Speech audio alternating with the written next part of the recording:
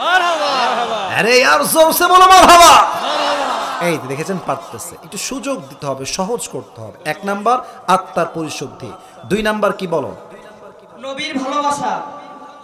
মারহাবা।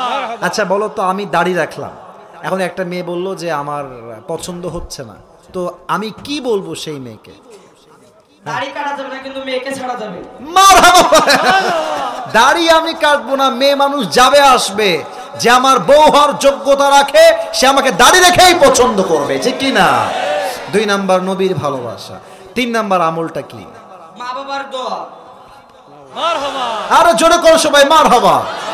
4 নাম্বার আমলটা বলো, পারবে? দেখেই বলো, সমস্যা নাই, দেখেও বলো, তুমি বুঝলেই হইল। থামেন থামেন, হ্যাঁ এই তোমার আসলে খুব ভালো লাগলো তোমাদের কথা, ঠিক আছে, ও পারবে। আল্লাহর শুকরিয়া আদায়। আল্লাহর শুকরিয়া মানে হচ্ছে ধৈর্য ধারণ করা। বলেন সবাই মারহাবা।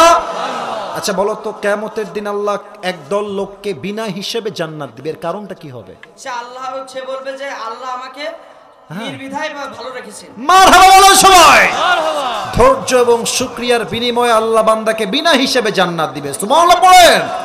5 নাম্বার আমলটা বলো, খুবই সহজ ছিল এটা। 5 ওয়াক্ত নামাজ। আরে জোরে কর মারহাবা। আচ্ছা এবার তুমি আর দেখা লাগবে না, তোমাকে আমি প্রশ্ন করছি, বুঝে উত্তর দাও।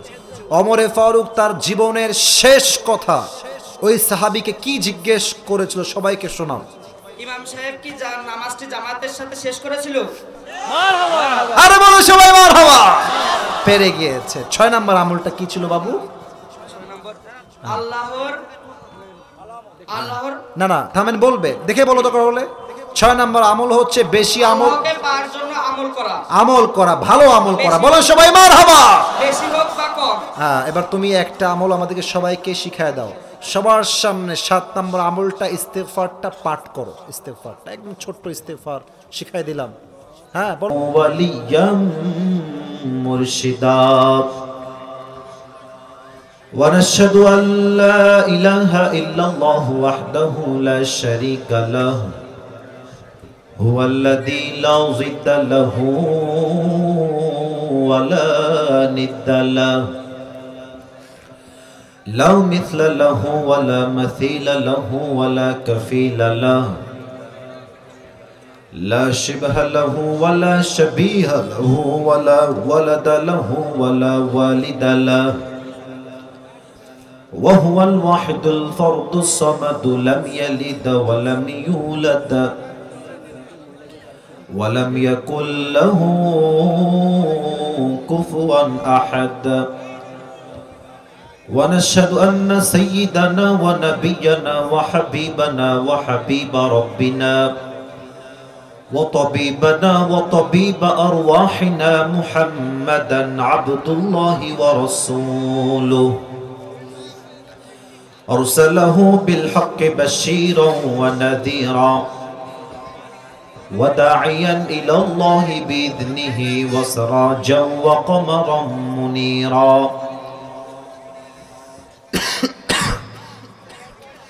أما بعد فأعوذ بالله من الشيطان الرجيم بسم الله الرحمن الرحيم قد أفلح المؤمنون الذين هم في صلاتهم خاشعون وقال تعالى في كلامه المجيد قد أفلح من زكاها وقد خاب من دساها وقال تعالى في كلامه المجيد يا أيها الذين آمنوا استعينوا بالصبر والصلاة إن الله مع الصابرين وقال تعالى في كلامه المجيد يا أيها الذين آمنوا اصبروا وصابروا ورابطوا واتقوا الله لعلكم تفلحون.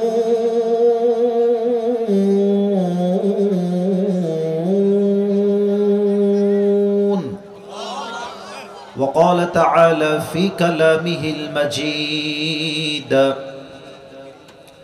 وقضى ربك ألا تعبدوا إلا إياه وبالوالدين إحسانا. وقال رسول الله صلى الله عليه وسلم: بلغوا عني ولو آية.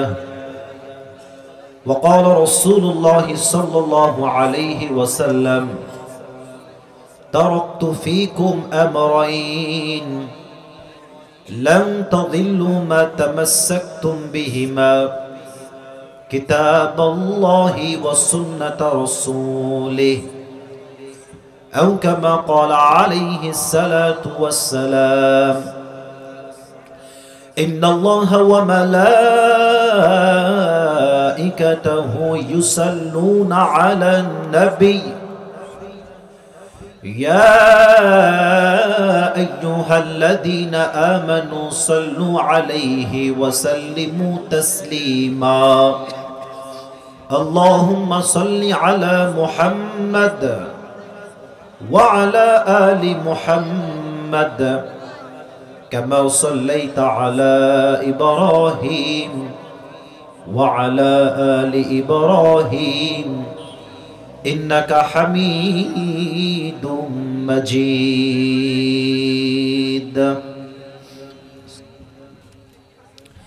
আমার যশোরের মনিরামপুরের ভাইরা কেমন আছেন আপনারা সবাই?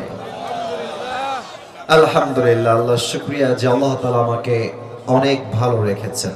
আমাদের আজকের এই প্রোগ্রাম উত্তরপাড়া বাইতুন নূর জামিয়া মসজিদের উন্নয়ন প্রকল্পে ও যুব সমাজের যৌথ উদ্যোগে এক বিরাট তাফসীরুল কোরআন মাহফিল। আমাদের আজকের এই প্রোগ্রামে দ্বিতীয় আলোচক যিনি ছিলেন উনি খুব অসুস্থ, দোয়া চেয়েছেন, আল্লাহ ওনাকে পরিপূর্ণ শেফায়ে আজেলা কামেলা দান করুক। পড়েন সবাই আমিন। আমাদের আজকের এই প্রোগ্রামে প্রধান অতিথি আছেন জনাব মোহাম্মদ জমিরুল ইসলাম, প্রধান শিক্ষক। উনি কে এসেছেন? জি স্যার এখানে আছেন। আল্লাহ স্যারকে নেক হায়াত দান করুক। পড়েন সবাই আমিন। এটা হচ্ছে বড়টা নাকি? আচ্ছা আচ্ছা ঠিক আছে, সমস্যা নেই, ছোট ছোট লেখা ওখানে। আচ্ছা, আমাদের আজকে এই প্রোগ্রামে বিশেষ অতিথি অনেকে রয়েছেন, প্রায় 20 থেকে 25টা নাম হবে, সব নাম পড়া পসিবল নয়। আমি দোয়া করে দিই আল্লাহ সবাইকে ইসলামের খাদেম হিসেবে কবুল এবং মঞ্জুর করে নিক। পড়েন সবাই আমিন। আমাদের আজকে এই প্রোগ্রামের সভাপতি রয়েছেন জনাব মোহাম্মদ কামাল হোসেন। স্যার কি এসেছেন?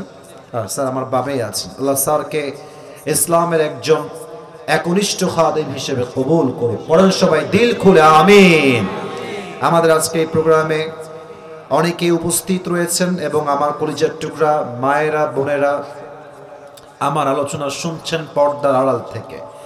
আমি একটা কথা শুরুতে না বললে এটা হয়তো বা আমার জন্য একটা কষ্টের কারণ হবে। সেটা হচ্ছে যে দেখেন, আমি আবরারুল হক আসিফ, হয়তো আপনারা আমাকে ফেসবুকের মাধ্যমে বা সোশ্যাল মিডিয়ার মাধ্যমে একটু একটু আপনারা অনেকে আমাকে চেনেন।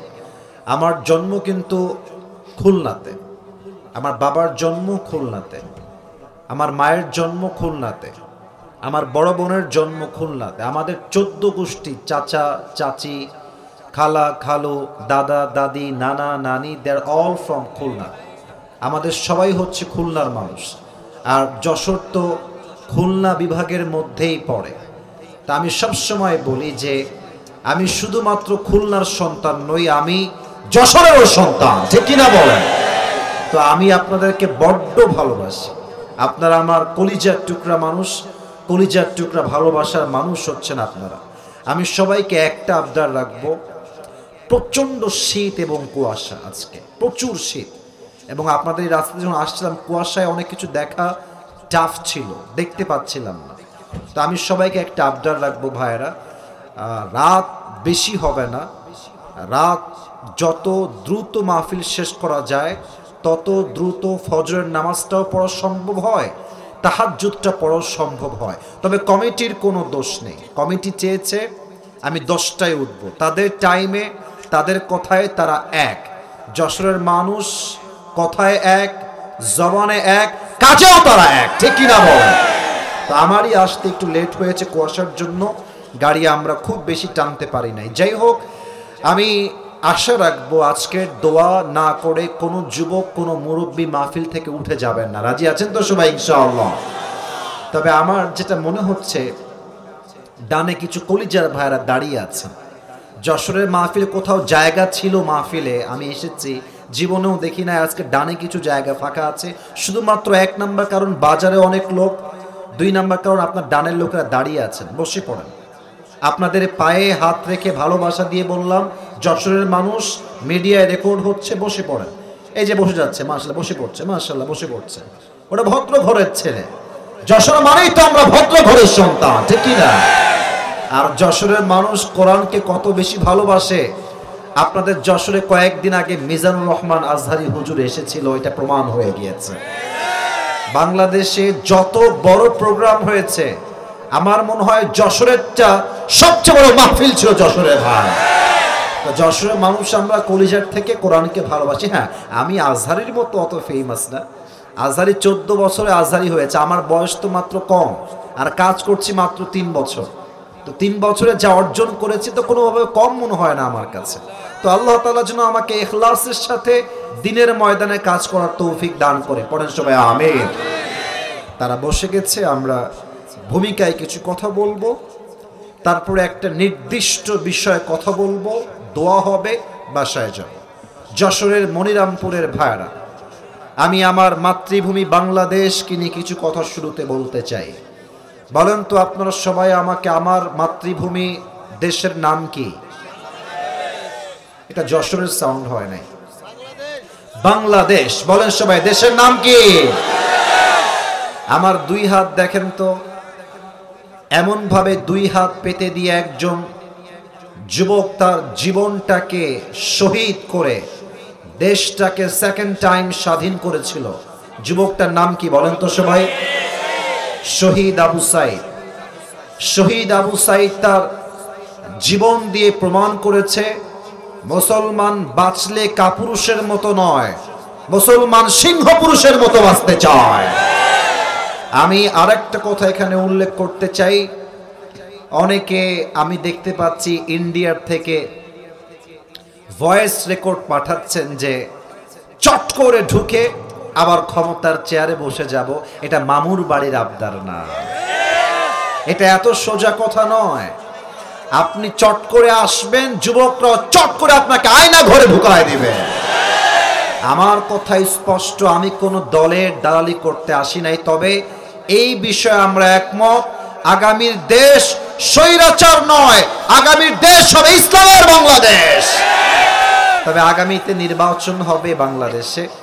আমি কোনো রাজনীতি বক্তব্য দেওয়ার জন্য মাহফিলে আসি না, তবে যা বলবো আমি আপনাকে বাস্তব কথা বলবো।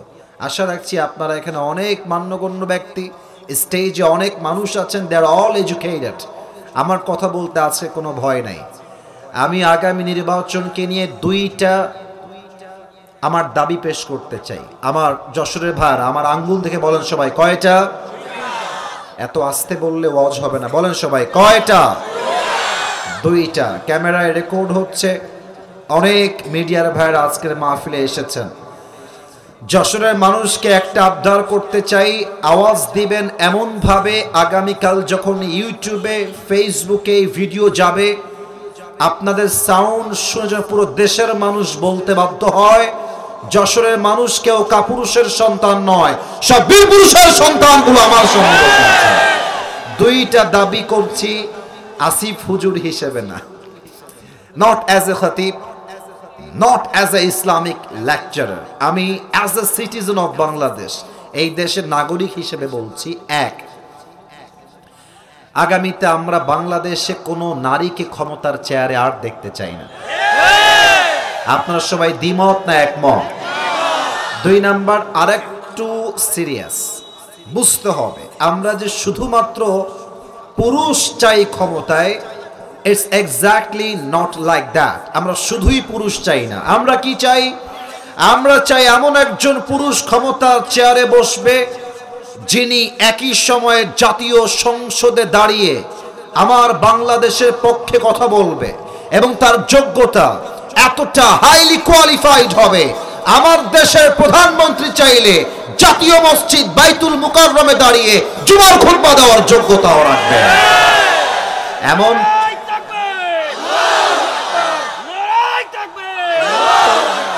এমন প্রধানমন্ত্রী আমরা আগামীর বাংলাদেশে চাই কি চাই না? আমাদের এই ইচ্ছার বাহিরে যারাই কাজ করবে 5 আগস্টের ইতিহাস তাদেরকে মনে রাখতে হবে। যারাই বাংলাদেশকে দিল্লির মতো স্বৈরতন্ত্রে কায়েম করতে চাইবে, যারাই স্বৈর শাসন চালাবে, তাদের সবাইকে বাংলার যুবকরা দিল্লি ভাবতে বাধ্য করবে। আপনারা সবাই আল্লামা দেলোয়ার হোসেন সাইদি হুজুরের নাম শুনেছেন না? আলহামদুলিল্লাহ, আল্লাহ আমরা ওনাকে অনেক ভালোবাসি, কলিজার থেকে ভালোবাসি। আল্লাহ ওনাকে জান্নাতের উঁচু মাকাম নসিব করে দিক। পড়েন সবাই আমিন। আমি একটা কথাই বলতে চাই, সাইদি হুজুর বলতেন, আমরা যখন মাহফিলে হক কথা বলি, বাতিলরা আমাদেরকে 3টা গালি সব সময় দেয়। আমি 3টা গালি গুনে গুনে বলছি, দেখেন তো মিলে কিনা। 1 নাম্বার গালি হুজুরদের ব্যাপারে দেয় রাজাকার, 2 নাম্বার জঙ্গিবাদ, 3 নাম্বার মৌলবাদ। আজহারি হুজুর বাংলাদেশে ছিলেন 2019 সালে এবং 20 সালের শুরুর কিছু অংশে। ওনাকে বলা হয়েছিল জামাতের প্রোডাক্ট দেশে রাখা যাবে না, তারাই দিয়েছিল। যারা আজকে আলেমদেরকে জামাতের প্রোডাক্ট বলে নিচে নামাতে চাও, বাঘের বাচ্চা হলে সামনে এসে দেখাও, তোমার পিঠের চামড়া একটাও থাকবে না যশোরের মাটিতে। সাইদি সাহেব বলতেন, যারা আমাদেরকে মৌলবাদী বলে গালি দাও, আমরা মোটেও ভয় পাই না, আমরা মোটেও রাগ করি না। কেন রাগ করি না? মৌল এই শব্দ আসছে মূল থেকে। যশোরের মনিরামপুরের ভাইরা, মৌল আসছে কই থেকে? না, আমি তো ওয়াজের আওয়াজটা পাচ্ছি না। মৌল আসছে কই থেকে? মূল থেকে। মূল মানে কোরআন, মূল মানে হাদিস, মূল মানে হচ্ছে আল্লাহ তাআলা, মূল মানে হচ্ছে হিজ লাস্ট মেসেঞ্জার মুহাম্মদ সাল্লাল্লাহু আলাইহি ওয়াসাল্লাম। তো সাইদি হুজুর বলতেন, যারা আমাদেরকে মৌলবাদী বলে গালি দাও, আমরা হলাম সবাই মূলবাদী, আমরা থাকি গাছের গোড়ায়। আর যারা আমাদেরকে মৌলবাদী বলো, তারা তো সব গাছের আগায়, তারা সব গাছের আগাবাদী। এবার বলেন তো, বাঘের কণ্ঠে সিংহের মতো উচ্চ কণ্ঠে বাঁশের গাছের আগায় শক্তি বেশি না গোড়ায় শক্তি বেশি? গোড়ায় শক্তি বেশি। উনি বলতেন, তোমরা থাকো গাছের আগায়। সোনামণি, বাড়াবাড়ি বেশি কইরো না, জুলুমের রাজনীতি বেশি কইরো না, আলেমদেরকে ধরে জেলখানায় বন্দী করো না। যদি বেশি বাড়াবাড়ি করো, 18 কোটি মানুষ মিলে গাছের গোড়ায় একটা ঝাঁকুনি মারবে, মামুর বাড়ি দিল্লি গিয়ে পড়বা, দিল্লি গিয়েই তারা পড়েছে। সাইদি হুজুরের প্রত্যেকটা কথা আজকে এই বাংলার মাটিতে বাস্তবে রূপ ধারণ করেছে। উনি আর একটা কথা বলতেন, গাড়ির চাকা অলওয়েজ উপরের দিকে থাকে না। আরে বেটা, গাড়ির চাকা ঘোরে বলেই তো গাড়ি চলে। আজ তোমার ক্ষমতার চাকা উপরে আছে বলে যারা আলেমদেরকে ধরছো, জেলখানায় বন্দী করছো, জুলুমের স্বৈরা শাসন চালাচ্ছ, সময় আসবে এমন ইন্দুরে গর্ত পালাবার জন্য তোমরা কোথাও। তার প্রমাণ সালমান এফ রহমান দরবেশ বাবা। আপনারা অনেকে হাসলেন, হাসা নাজায়েজ কিছু না, তবে খুব খেয়াল করবেন, ভিডিও যদি না দেখে থাকেন ইউটিউবে আরেকবার সার্চ করে দেখবেন। মিয়া, সালমান এফ রহমান 1 মিনিটে যে ইনকাম করে, 1 মিনিটে যার তার অ্যাকাউন্টে যে কয় টাকা ঢোকে, এটা আপনার পুরো জীবনের ইনকাম, পুরো জীবনের ইনকাম। এত হাজার কোটি টাকার মালিক সে। খেয়াল করবেন ইউটিউবের ভিডিওতে তাকে ওঠানো হচ্ছে আদালতে। এত হাজার কোটি টাকার মালিক, তার পক্ষে একটা উকিল কথা বলবে, হারিকেন দিয়েও খুঁজে পাওয়া যাচ্ছে না। এটাই প্রমাণ, জালিমের পতন যখন সুনিশ্চিত হয়ে যায়, জালিম তখন ইন্দুরে গর্ত পায় না পালাবার জন্য। যশোরের ভাইরা, আল্লাহ যেন আগামীর দেশটাকে জুলুমহীন দেশ কায়েম করার তৌফিক দান করে। পড়েন সবাই আমিন। আচ্ছা, যারা আপনারা এসেছেন, আমাকে একটা কথা বলেন, আমি সবার থেকে এটা শুনতে চাই। আগামীতে বাংলাদেশে ইসলামের রাজ কায়েম হবে, এটা আমরা সবাই চাই কি চাই না? আপনারা খুবই খুশি হবেন জানলে, এবং অনেকে জানেন যে জামাত ইসলামের নেতা ডক্টর শফিকুর রহমান এবং চরমনায় পীর সাহেব দুইজন কয়েকদিন আগে দেখা করেছে, দেখেছেন আপনারা সবাই? আমরা এটাই চাই, আমরা কোনো দ্বন্দ্ব চাই না। আমরা প্রত্যেকটা ইসলামী দলগুলো ঐক্যবদ্ধ হয়ে যাব, নাস্তিকরা দেশ ছাড়তে বাধ্য হবে। আমরা চরমনাই জামাত আর মারামারি চাই না। আমি হেফাজত বুঝি না, আমি চরমনাই বুঝি না, আমি জামাত বুঝি না, আমি তাবলীগ বুঝি না, আমি কওমি বুঝি না, আমি আলিয়া বুঝি না।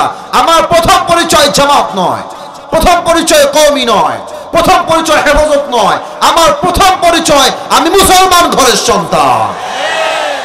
এরকম ঐক্যবদ্ধ হয়ে গেলে আগামীতে কোন জালেম এই বাংলার মাটিতে স্বৈরা শাসনতন্ত্র কায়েম করতে পারবে না, ঠিক কি না বলেন? আল্লাহ ঐক্যবদ্ধ হয়ে আমাদের সবাইকে থাকার তৌফিক দান করুন। পড়েন সবাই আমিন। আপনাদের বউ আছে কার কার, একটু হাত তুলেন তো। বউ আছে? আচ্ছা, বউ আছে আপনাদের, খুব মজায় আছেন শীতকালে আপনারা, বুঝেছি। এবার যাদের বউটাও কেউ নাই, সিঙ্গেলরা হাত তুলো সবাই। ইন্না লিল্লাহি ওয়া ইন্না ইলাইহি রাজিউন। কারো বউ নাই? আরে বেটা বস, দাঁড়ায় গেছে হাত তুলে। আচ্ছা, হাত নামা। আসলে শীতকালে যেই যুবকের বউ নাই তার কিছুই নাই যুবক ভাইরা। এখানে আমার মুরব্বীরা স্যাররা হাসতেছে, বাট কথা এটাই বাস্তব। আমি সবসময় মজা করে বাস্তব কথাটাই বলি, যুবকদের চরিত্র শীতকালে কম্বল দিয়ে রক্ষা হবে না, ল্যাব দিয়ে রক্ষা হবে না। যুবকদের চরিত্র রক্ষা করতে একমাত্র বিয়ের দরকার, একমাত্র বইয়ের দরকার। আব্বা বোঝে না রে, বোঝে না, আব্বা বোঝে না, ছেলের বিয়ের বয়স হয়েছে। আল্লাহ আব্বা জানদেরকে বোঝার তৌফিক দান করুন। পড়েন সবাই আমিন।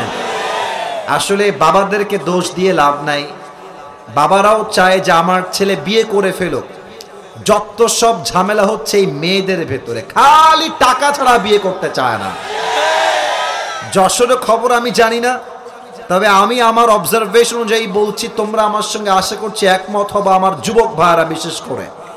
মেয়েরা টাকার এত পাগল হয়ে গেছে, কিছু কিছু মেয়ে আজকাল টাকা পেলে বুইরা টাকলার ঘরেও বিয়েতে বসে যায়। যশোর এরকম মেয়ে তো নাই না, আরে নাই রে বাবা। আল্লাহ হেদায়েত দান করে। পড়েন সবাই আমিন। আজকে আমরা 3টা তাকবীর দিয়ে আলোচনার মূল বিষয়বস্তুতে ফিরে যাব। প্রথম তাকবীর দিবেন আমার প্রিয় বিবাহিত ভাইরা, বিবাহিত ভাইরা দিবেন প্রথম তাকবীর। সেকেন্ড তাকবীর দিবেন আমার সিঙ্গেল ভাইরা। আমি দেখতে চাই কার গায়ের জোর আজকে কত বেশি। বিবাহিত ভাইরা একটা কাশি দেন আমার সাথে। মাশাআল্লাহ, আওয়াজ মোটামুটি ভালো আছে। বিবাহিত ভাইরা তাকবীর দিবেন, সিঙ্গেলরা কিপ কোয়াইট, কিপ সাইলেন্ট, তোমরা চুপ থাকবা।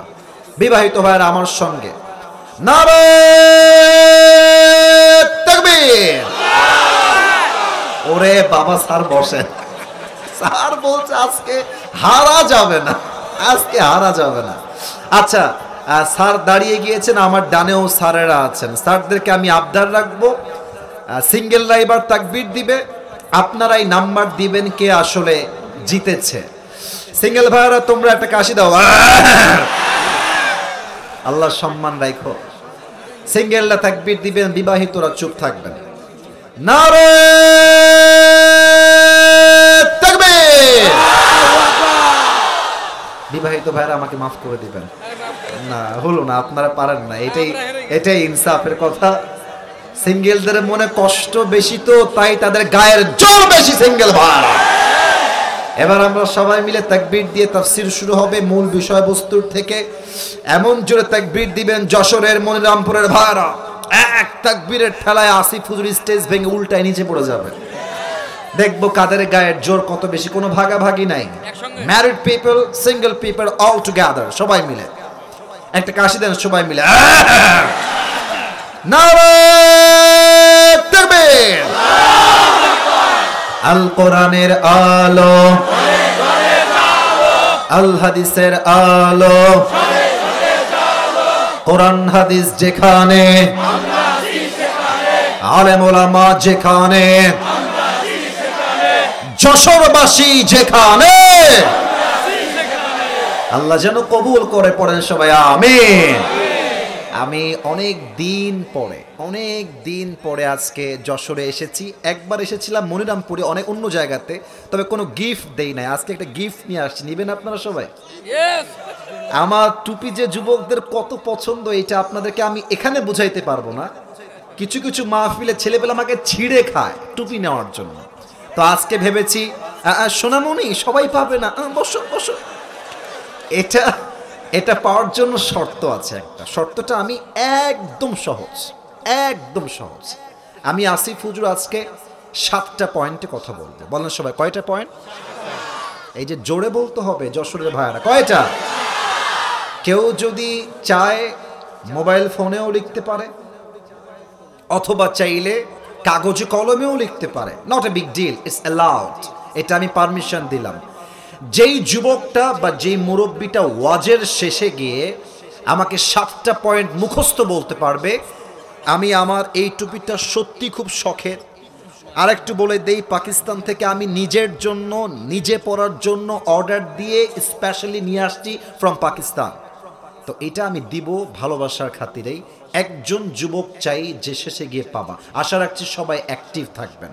আমি আমার আলোচনা শুরু করার চেষ্টা করছি। সবাই একটা তাকবীর দেন, নারায়ে তাকবীর। শুরু করছি আমি আমার আলোচনার সেন্ট্রাল থিম থেকে কথা। যশোরের মনিরামপুরের ভাইয়ারা উত্তর দেন সবাই। আমরা কি আল্লাহর প্রিয় বান্দা হতে চাই কি চাই না? আমরা কি আল্লাহর সবচেয়ে কাছের বন্ধু হতে চাই কি চাই না? আচ্ছা বলেন তো, যদি আল্লাহ আমার বন্ধু হয়ে যায়, যদি আল্লাহ আমার কাছে সবচেয়ে কাছের প্রিয় বন্ধু হয়ে যায়, আর আমিও যদি আল্লাহর সবচেয়ে কাছের বন্ধু হয়ে যাই, মানুষ হিসেবে, মুসলমান হিসেবে আমার কি চাওয়া পাওয়ার মতো আর কিছু থাকে? আমি আল্লাহর কাছে যেতে চাই, আমি আল্লাহর সবচেয়ে প্রিয় বান্দা হতে চাই। আজকে আলোচনা আমরা করব এই বিষয়ে কোরআন থেকে এবং হাদিস থেকে। আপনারা স্টেজে এভাবে করেন না, মুভ করেন না, যেখানে বসবেন স্থিরভাবে বসে যান। আপনাদের হরকত করলে আমার ব্রেইনে চাপ পড়বে কথা বলার ক্ষেত্রে। স্যারেরা, সম্মানিত ব্যক্তি বড় করা, প্লিজ একটু বোঝার চেষ্টা করবেন। আজকে আলোচনার সেন্ট্রাল থিম হচ্ছে how can we get closer to Allah সুবহানাহু ওয়া তাআলা। আমরা রবের সবচেয়ে কাছের বান্দা হতে পারি কেমনে, প্রিয় বান্দা হতে পারি কেমনে? 7টা আমল কোরআন থেকে হাদিস থেকে রেফারেন্স ভিত্তিক উল্লেখ করে আমি আজকে আলোচনাটা করতে চাই। আপনারা হয়তো শুনেছেন পাকিস্তানের একজন টপ ফেমাস স্কলার, তার নাম হচ্ছে মাওলানা তারিক জামিল। নাম শুনেছেন? অবশ্যই দেখেছেন। দেখবেন যে সাদা পায়জামা পরে, সাদা পাঞ্জাবি পরে, অলওয়েজ একটা সাদা পাগড়ি মাথায় থাকে। উনি সেই দিন আল্লাহকে পাওয়ার ব্যাপারে ছোট্ট একটা বাক্য বলেছেন, এটা আমার কলিজায় গিয়ে আঘাত করেছে। এত মারাত্মক কথা। আমি জাস্ট সেই কথাটা আজকের মাহফিলে কোট করার ট্রাই করছি। মাওলানা তারিক জামিল তার ভাষায় বলেন, উর্দু ভাষা তার, আমি আগে উর্দু ভাষায় বলবো, then I will translate in Bangla, তারপর আমি বাংলায় তর্জমা করে দিব। মাওলানা तारिक जमील बोलें, जिसे अल्लाह मिला और दुनिया में उसे कुछ भी ना मिला, फिर भी उसे सब कुछ मिला, और जिसे अल्लाह ना मिला और दुनिया में उसे सब कुछ मिला, फिर भी उसे कुछ भी ना मिला। যে আল্লাহকে পেল, এ বামে কথা বলে কে? এটা তো খুবই বিশৃঙ্খলা কথা। এই কমিটিরা কি করে? এই ছেলেরা, কমিটিরা, তোমরা কথা বললে আমি কাকে সামলাবো? এদিকে আসো, তোমরা এদিকে আসো, এখানে দাঁড়াও, এদিকে আসো, এদিকে আসো, কথা বলো না। কলিজারা, কথা বলো না। তোমরা সামলাও মানুষকে। তোমরা কথা বললে আমি যাব কোথায়? একদম চুপ থাকো। যে আল্লাহকে পেল আর দুনিয়ার কিছুই সে পেল না, তবুও সে দুনিয়াতে সব কিছু পেল।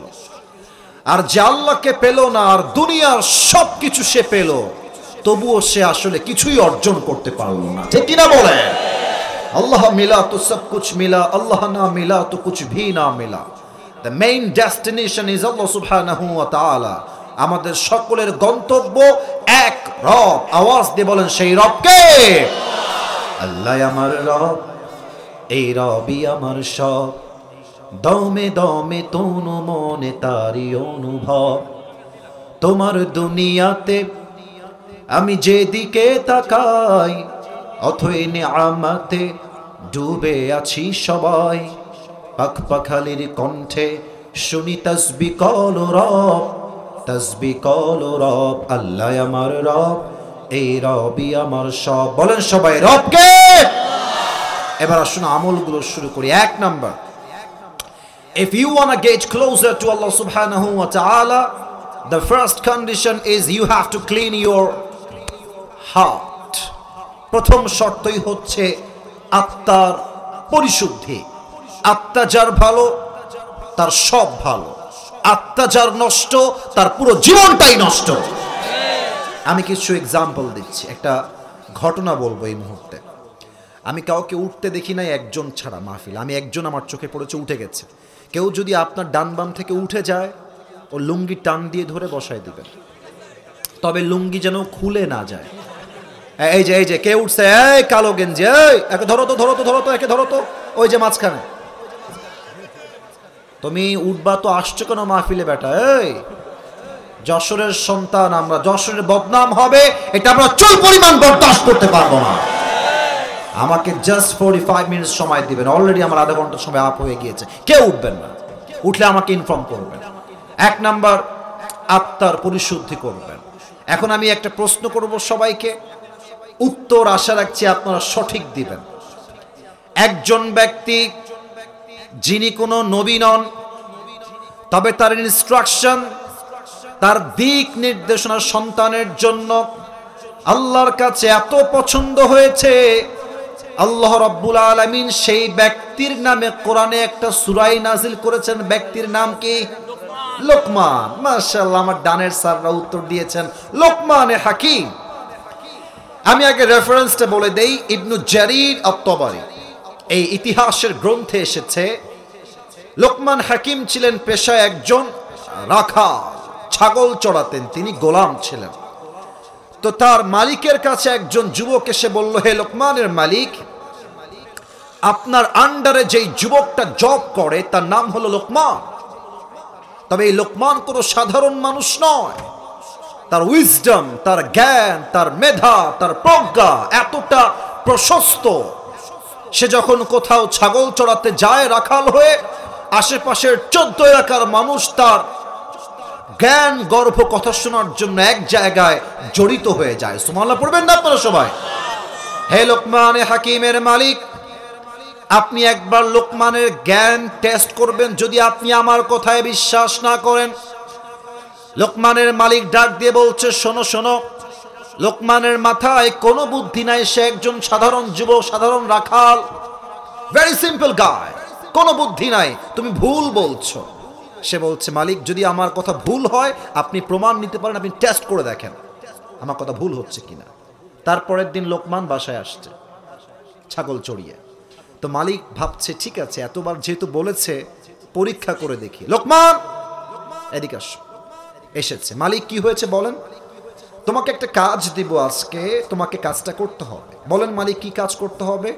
মালিক বলছে, ইযহাব, যাও, ওয়াদবাশাতান, একটা ছাগল জবাই করো, ওয়াখরিজ মিনহা আতয়াবা মুযগাতাইন, ছাগলের সবচাইতে পবিত্র অংশ কেটে আমার কাছে নিয়ে আসো। লোকমান বলছে, মালিক যা বলবেন তাই মানতে আমি বাধ্য, কোনো সমস্যা নাই। ছাগল জবাই করে ছাগলের পবিত্র অংশ কেটে আমি আপনার কাছে নিয়ে আসছি। লোকমান চলে গিয়েছে, ছাগল জবাই করেছে, ছাগলের সবচেয়ে পবিত্র অংশ কলিজা কেটে নিয়ে এসেছে। কি কেটেছে যুবক ভাইরা? বলো বলো বলো। মাশাআল্লাহ, এই হলো যশোরের সাউন্ড। এভাবেই কথা বলবেন। যশোরের একটা সম্মান পুরো বাংলাদেশে আছে। ইভেন একটা কথা বলে ফেলবো, মিডিয়ায় যাচ্ছে, এটা খুব সিরিয়াস হয়ে যাবে কিনা ভাবতেছি। আসলে যদিও বা খুলনা আমাদের বিভাগ, তবে আমি আসিফ সচক্ষে দেখেই বলছি, খুলনার চাইতে অনেক বেশি স্মার্ট যশোরের যুবক ভাইরা। এবং শুধুমাত্র যুবকদেরকে স্মার্ট বলছি তা না, আমি কোনো ছোট ছোট মানে কাউকে ক্রিটিসাইজ করছি না। আপনি খুব খেয়াল করবেন, খুলনার চাইতে যশোরের লুক আরো বেশি অ্যাট্রাকটিভ, এবং খুলনার চাইতে যশোরের শহরটা দেখতে আরো বেশি সুন্দর, ঠিক কিনা বলেন? এবং আমার কথার বাস্তব প্রমাণ হচ্ছে খুলনা হচ্ছে বিভাগ, এয়ারপোর্ট হবে খুলনায়, যশোর এয়ারপোর্ট কেন বুঝতে হবে। ডাল মে কুচ কালা তো জরুর হ্যাঁ। তা আপনারা কথা বলবেন বিড়ালের বাচ্চার মতো নয়, সিংহের মতো গর্জন দিয়ে যশোরের ভাড়া। তো লোকমান কলিজা কেটে বলছে মালিক এই নেন ছাগলের সবচাইতে পবিত্র অংশ। তো মালিক বলছে ঠিকঠাক আছে, এটাই ছাগলের সবচেয়ে পবিত্র অংশ, তবে তোমার কাজ এখনো শেষ হয় নাই, তুমি আবার যাও, এবার গিয়ে ছাগল জবাই করে ছাগলের সবচাইতে নাপাক অংশ আমার কাছে কেটে নিয়ে আসবা। লোকমান বলছে স্যার যা বলবেন তাই শুনতে বাধ্য। বাসা থেকে বের হয়ে ছাগল জবাই দিয়েছে, আবার ছাগলের বুকটা কেটে কলিজা নিয়ে আসছে, ডাক দিয়ে বলছে মালিক এই নেন ছাগলের সবচেয়ে অপবিত্র অংশ। মালিক বলছে লোকমান তোমার তো বুদ্ধি নাই, তুমি তো বোকার ঘরের বোকা। আগে বললাম পবিত্র অংশ তাও আনলা কলিজা, এবার বললাম নাপাক অংশ আবার আনলা সেই কলিজা। একই অংশ একই সময়ে অপবিত্র আবার পবিত্র, হাউ কাম ইট পসিবল? কেমনে হতে পারে লোকমান? তোমার তো মাথায় বুদ্ধি আছে শুনেছিলাম, তুমি তো বোকার ঘরের বোকা। বুদ্ধি মানুষ যারা বুদ্ধিমান হয়তো তারা কথা বলে কম, কাজ করে বেশি। আর যাদের মাথায় ঘিলু নাই দেখবেন যে ফাঁকা কলসি বাজে বেশি। লোকমান বলছে মালিক আমার কি বুদ্ধি আছে কিনা that's a different topic, different subject, এটা ভিন্ন বিষয়। তবে সত্য কথা হলো প্রত্যেকটা প্রাণীর দেহে একটা ছোট্ট গোস্তের টুকরা আছে, এইটা পবিত্র থাকলে পুরো দেহ পবিত্র হয়, এটা নষ্ট হয়ে গেলে পুরো দেহটাই নষ্ট হয়ে যায়। আলা ওয়াহিয়াল কলব, আল্লাহর হাবিব বলেছেন এটাই হচ্ছে মানুষের আত্মা। প্রমাণ দেখেন, অনেক মেয়ে দেখবেন এই যে কথা বলে কে কলিজারা, বুঝলা না ভালোবাসার মানটা, বুঝলা না আমার কথাটা। শোনো, ধমক দেওয়ার জন্য আমি মাহফিল তো আসি নাই, এখানে সবগুলো আমার ভালোবাসার মানুষ বসে আছে, আমি ধমক দিব কেন ভাই? আসিফ হুজুর মানে যুবকদের ভালোবাসা, যুবক মানে হচ্ছে আসিফ হুজুরের ভালোবাসা। পায়ে হাত রাখলাম, চাই ধমক দিব না, কথা বলল না ভাই, আমার কলিজার ভাইরা কথা বলল না। কিছু মেয়ে দেখবেন হাতে মোজা, পায়েও মোজা, ইভেন আমি অবাক হয়ে যাই এমনভাবে নেকাব পরে চোখটাও খুব ভালো করে দেখা যায় না, মনে হবে ইয়ার ইয়ে তো আভি কে আভি জান্নাত সে ভাগ কে দুনিয়া মে আয়ে। এত ভালো বোরকাওয়ালি। কিন্তু আমি অবাক হয়ে যাই, যশোরের এয়ারপোর্টে একটা জায়গা আছে ঘোরার জায়গা, একদিন গেছিলাম, আমি দেখলাম যতগুলো মেয়ে প্রেম করে বেড়াচ্ছে তার ৮০% বোরকাওয়ালিরা।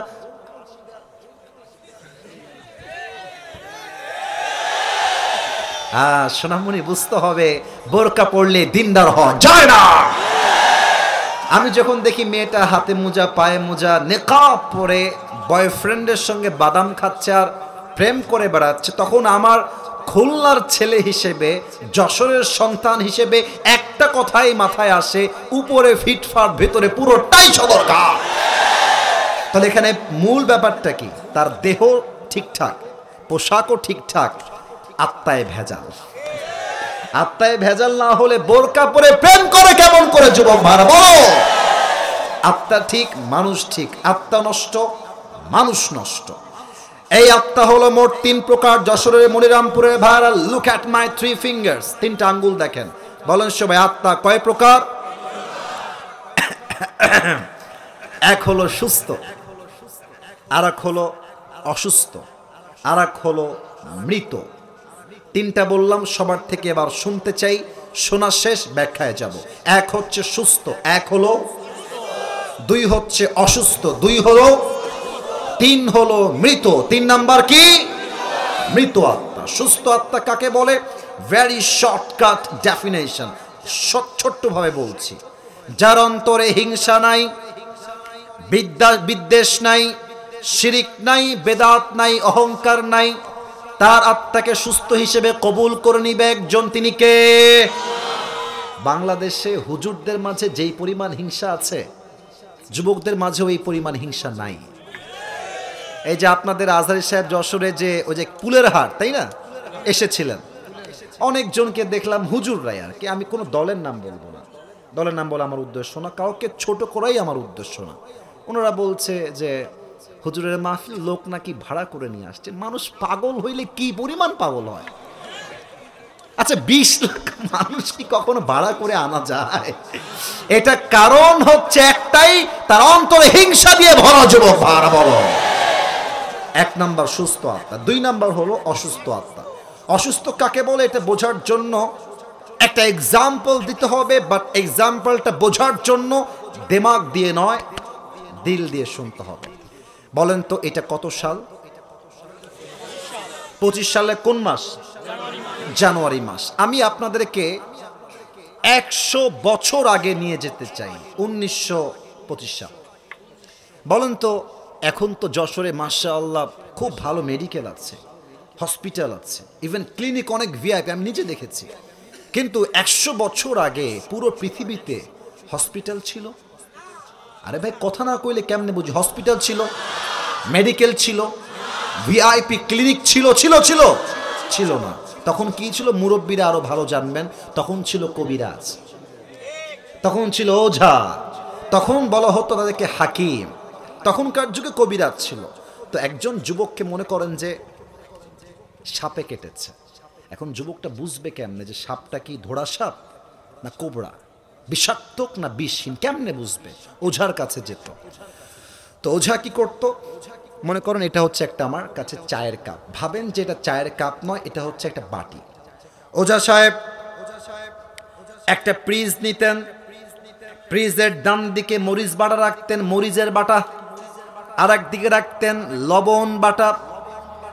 যাকে সাপে দংশন করেছে বলতো, যুবক তুমি এদিকে আসো, জিহবাটা বের করো। কবিরাজ সাহেব মরিচ বাটা নিয়ে এক টুকরা যুবকের জিহবায় দিতেন, আর বলতেন যুবক আমাকে বলো মরিচের স্বাদ তোমার কেমন লাগে। যুবক যদি বলতো স্যার আমার কাছে তো মরিচের স্বাদটা কেমন যেন পাইনসা পাইনসা লাগে, তখন কবিরাজ বুঝে ফেলতেন যে এটা কোনো ধোড়া সাপ নয়, বিষাক্ত সাপ। কেন? কেমনে বুঝতেন? কারণ খুব বুঝবেন, সাপে ছোবল দিলে হিউম্যান যে বডি, মানুষের যে দেহ, সাপের বিষের প্রথম প্রভাবটা কি পড়ে? মানুষের জিহবার স্বাদ নষ্ট হয়ে যায়। কিন্তু মানুষের জীবনে সাপের চাইতে বিষাক্ত সাপ হলো ইবলিস, শয়তান। সাপ ছোবল দিলে জিহবার স্বাদ মরে যায়, আর শয়তান ওয়াসার ছোবল দিলে মানুষের ইমানের স্বাদ নষ্ট হয়ে যায়। তখন দাড়ি রাখতেও ভাল লাগে, টুপি পরতেও ভাল লাগে, মসজিদের সভাপতি হতেও ভালো লাগে, আবার সুদের ব্যবসা করতেও ভাল লাগে। বুঝলে বুঝপাতা, না বুঝলে তেজপাতা। তাহলে যেই মেয়েগুলো বোরকা পরে প্রেম করে বেড়ায়, এদের সবার আত্মা হচ্ছে অসুস্থ। এদের কাছে বোরকা পরতেও ভাল লাগে, প্রেম করতেও ভাল লাগে। কেন? ইমানের স্বাদ নষ্ট হয়ে গেছে, ঠিক কিনা বলে? 2 নাম্বার অসুস্থ আত্মা, এটা যদিও বা একটু সিস্টেমে ঠিকঠাক আছে, বাট 3 নাম্বারটা বড় মারাত্মক। এটা শুনলে আমার নিজের কলিজায় কেমন যেন একটা কম্পন তৈরি হয়ে যায়। আল্লাহ বলছেন যাদের আত্মা মরে গেছে, উলাইকা কাল আনআম, এরা চতুষ্পদ জানোয়ারের মতো, বালহুম আদল। আল্লাহ বলছেন এরা কুকুরের চাইতে বেশি নিকৃষ্ট। আমার কথা নয়, এটা কে বলেছেন? তবে যেটা সত্য কথা, এখানে আলেম ওলামাও আছেন, আমি সত্য কথা বলতে কোনো ভয় পাই না। আমি এটার তাফসির আগে জানতাম না, আমি জানতামই না যে এই আয়াতের তাফসির আসলে কি হবে। কারণ পৃথিবীর সৃষ্টির সেরা জীব কারা? কথা বলতে ভয় পান কেন? কারা? আল্লাহ বলছে মানুষ কুকুরের চাইতে খারাপ। আমার মাথা তো ঘুরায়, এই তাফসির আমি কেমনে খুঁজবো ভাই? কুকুরের চাইতে খারাপ কেমনে হয়? আশরাফুল মাখলুকাত। আমি আল্লামা দেলোয়ার হোসেন সাঈদী হুজুরকে অনেক ধন্যবাদ জানাই, দোয়া করি আল্লাহ ওনাকে আরো জান্নাতের উঁচু মাকাম নসিব করুন। পড়েন সবাই আমিন। প্রোগ্রাম ছিল ঢাকার দিকে, যাচ্ছি ঢাকার রাস্তা গাজীপুর হয়ে, হঠাৎ করে ভাবলাম বসে বসে কোনো লাভ নাই, একটা ওয়াজ শুনি আজীবন আমার কাজে দিবে। ভাগ্যক্রমে সেই দিন সাঈদী হুজুরের ওয়াজ ছিল আত্মা নিয়ে। উনি বললেন যে মানুষ কুকুরের চাইতে খারাপ কেন হয়, কেমনে হয়। আচ্ছা এখন বাজে রাত 11:20, মনে করেন দোয়া করে আমরা বাসায় ফিরে যাব 12টার সময়। এই রাস্তাঘাটে 1টা 2টা 12টার সময় বলবেন কথা জোরে করে, কিছু কুত্তা থাকে না? হ্যাঁ বলেন সবাই, থাকে কি থাকে না? একা গেলে বুঝবেন যে বাস কারে কয়। হ্যাঁ, আমি এই বাসটা অনেকবার খেয়েছি আর কি আমার জীবনে। একদিন বাসায় মাহফিল করে আসলাম, তো মানে আল্লাহ তাআলা যা চায় আর কি, রিজিকের ফয়সালার মালিক তো আল্লাহ তাআলা। তো আমাকে ড্রাইভার বলল, হুজুর আজকে আমাকে আর দাঁড় করায় রাখেন না, আপনি গেটে দারোয়ানকে ডাকেন, আমি গেলাম। আমি বললাম ঠিক আছে, দারোয়ান ডাকলে উঠে যাবে, আচ্ছা আপনি যান, গাড়ি নিয়ে বের হয়ে যান, বাসায় যান। দারোয়ান সেদিন মরার ঘুম দিয়েছে, হ্যাঁ বেটা ওঠেই না, দারোয়ান সাহেব ওঠেন, খবর নাই। আর মাশাআল্লাহ পেছনে তাকায় দেখলাম 5-6টা কুকুর নুরানি চেহারা আমার দিকে এমনি তাকিয়ে আছে। আমি পড়ছি ইন্না লিল্লাহি ওয়া ইন্না ইলাইহি রাজিউন, কোনো দোয়ায় কোনো কাজ হয় না, কোনো মতে গেট খুলে দৌড় দিয়ে উপরে উঠে গেছে। তাহলে আপনারা যখন একা যাবেন বুঝবেন কুকুরের বাস আসলে কারে কয়, ঠিক কিনা বলে? তো একবার ভেবে দেখেন তো, এক্সাম্পল হিসেবে আমি আসিফ হুজুর, আমার একটা কুকুর আছে, তার নাম হলো টমি। তার নাম কি? টমি। বলেন সবাই, নাম কি? টমি। তো রাত বাজে 12টা, আমি ওয়াজ মাহফিল শেষ করে বাসায় এসেছি। তো এখানে লাইট দেখা যায় না, লাইট আছে এখানে, আমার চেহারা দেখা যাচ্ছে লাইটের আলোর জন্য। এবার একটু আমার ডান হাত দেখেন, look at my right hand. এই যে পেছনে দেখেন, ওখানে কিন্তু কোনো লাইট নাই, অন্ধকার। লাইট নাই যেখানে, চেহারা দেখা যায় না সেখানে। তো দেখেন, এটা হচ্ছে আমার বাসা, আমার বাসা এইটা, আমার কুকুরটা এখানে আছে আলোর নিচে, আর আমি দূর থেকে আসছি। এটা কিন্তু বাস্তবিক কথা বানায় বলছি না, বোঝাবার স্বার্থে।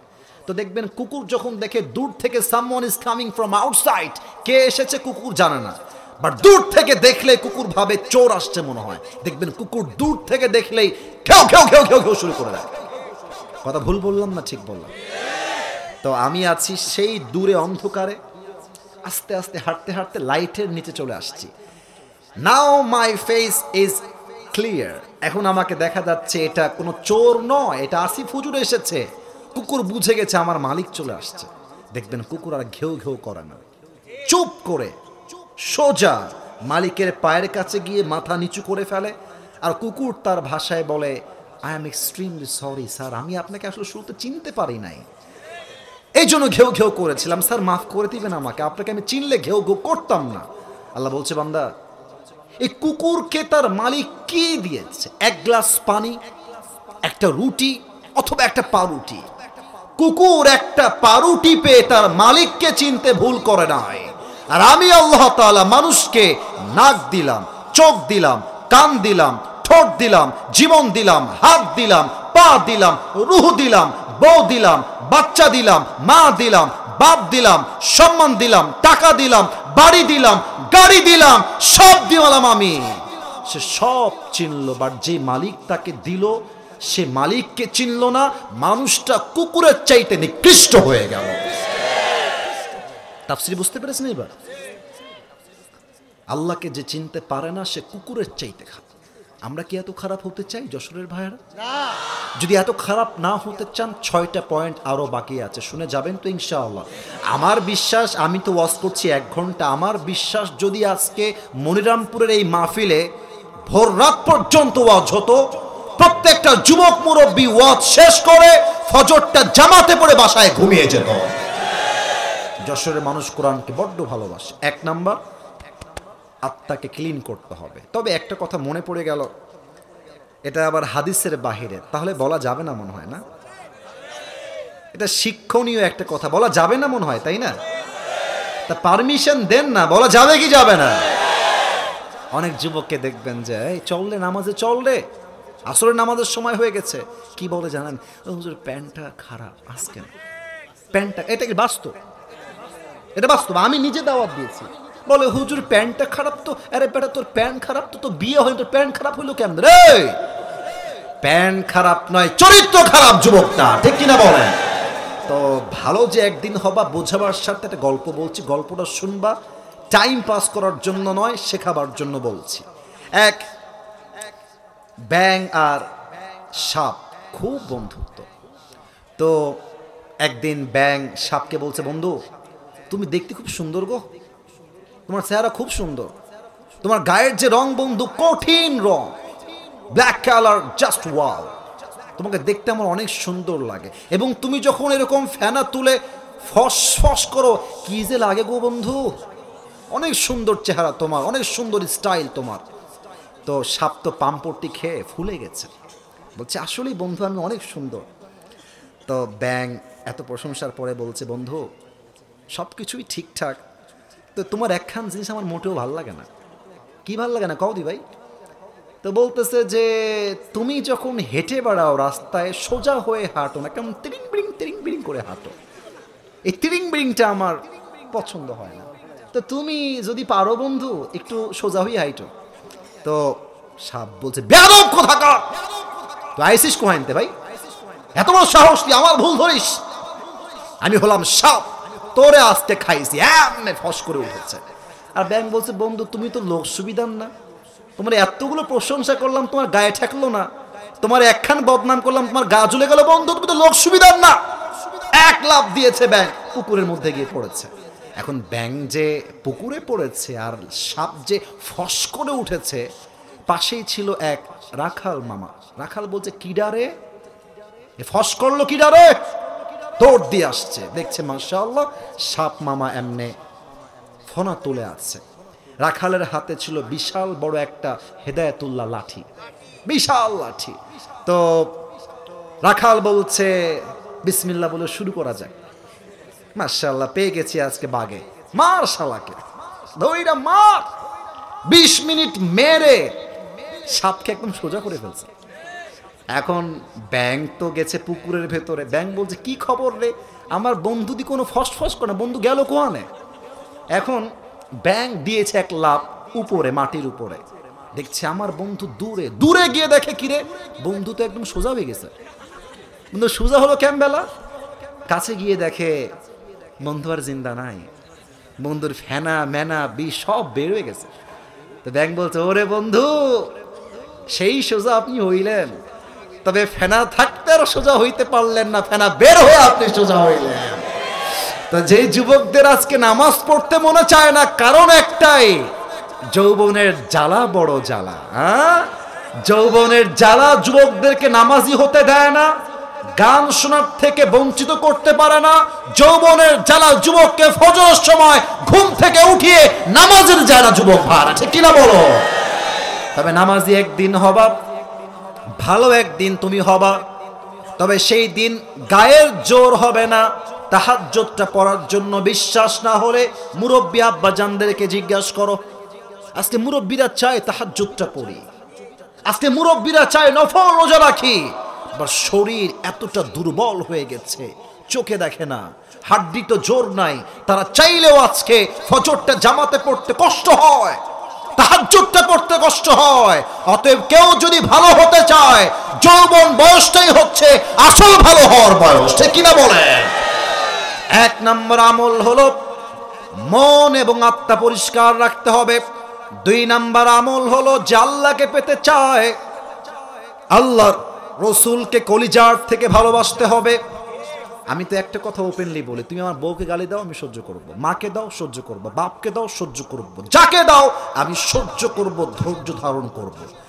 নবীর বিপক্ষে একটা টু শব্দ বলবো, তোমার জিহ্বা টান দিয়ে আমি ছিঁড়ে ফেলবো। নবীর ব্যাপারে কোনো আপোষ নাই। ইভেন আমরা চাই যদি আমার কথা ঠিক হয় বাঘের মতো ঠিক বলবেন। আগামীর সংসদে আইন পাশ হবে, নবীর সামনে যেই নাস্তিক একটা কটূক্তি করবে, একটা টু শব্দ বলবে, ওকে বাইতুল মুকাররমের সামনে ফাঁসির কাস্টে ঝুলিয়ে হত্যা করতে হবে। এবার আমার মুখের দিকে সবাই তাকান। আমার মুখে এটা কি? যতটুকু দেখা যায় এটা আমার মুখে কি? এত আস্তে কইলেন কেন তাইলি ভাই? দাড়ি রেখে আমারে কি অসুন্দর লাগতেছে ভাই? লুকিং ওয়াও নাকি? তবে কিছু মেয়েদের দাড়ি দেখলে অনেক চুলকানি শুরু হয়ে যায়। দেখবা যে আমার তো দাড়ি বলে পছন্দ না, আমি আপনাকে বিয়ে করতে পারবো না, এভাবেই বলে, এভাবেই বলে। ইভেন ওই থাক, আমার পার্সোনাল ইস্যু আমি বলবো না। অনেক মেয়েকে আমি নিজে দেখেছি যে দাড়িটা একটু ছোট করলে ভালো হতো না, আপনাকে দেখতে আরো স্মার্ট লাগতো, আরো সুন্দর লাগতো। তুমি বেটা যশোরের ছেলে, তোমার কথা হবে বাঘের মতো।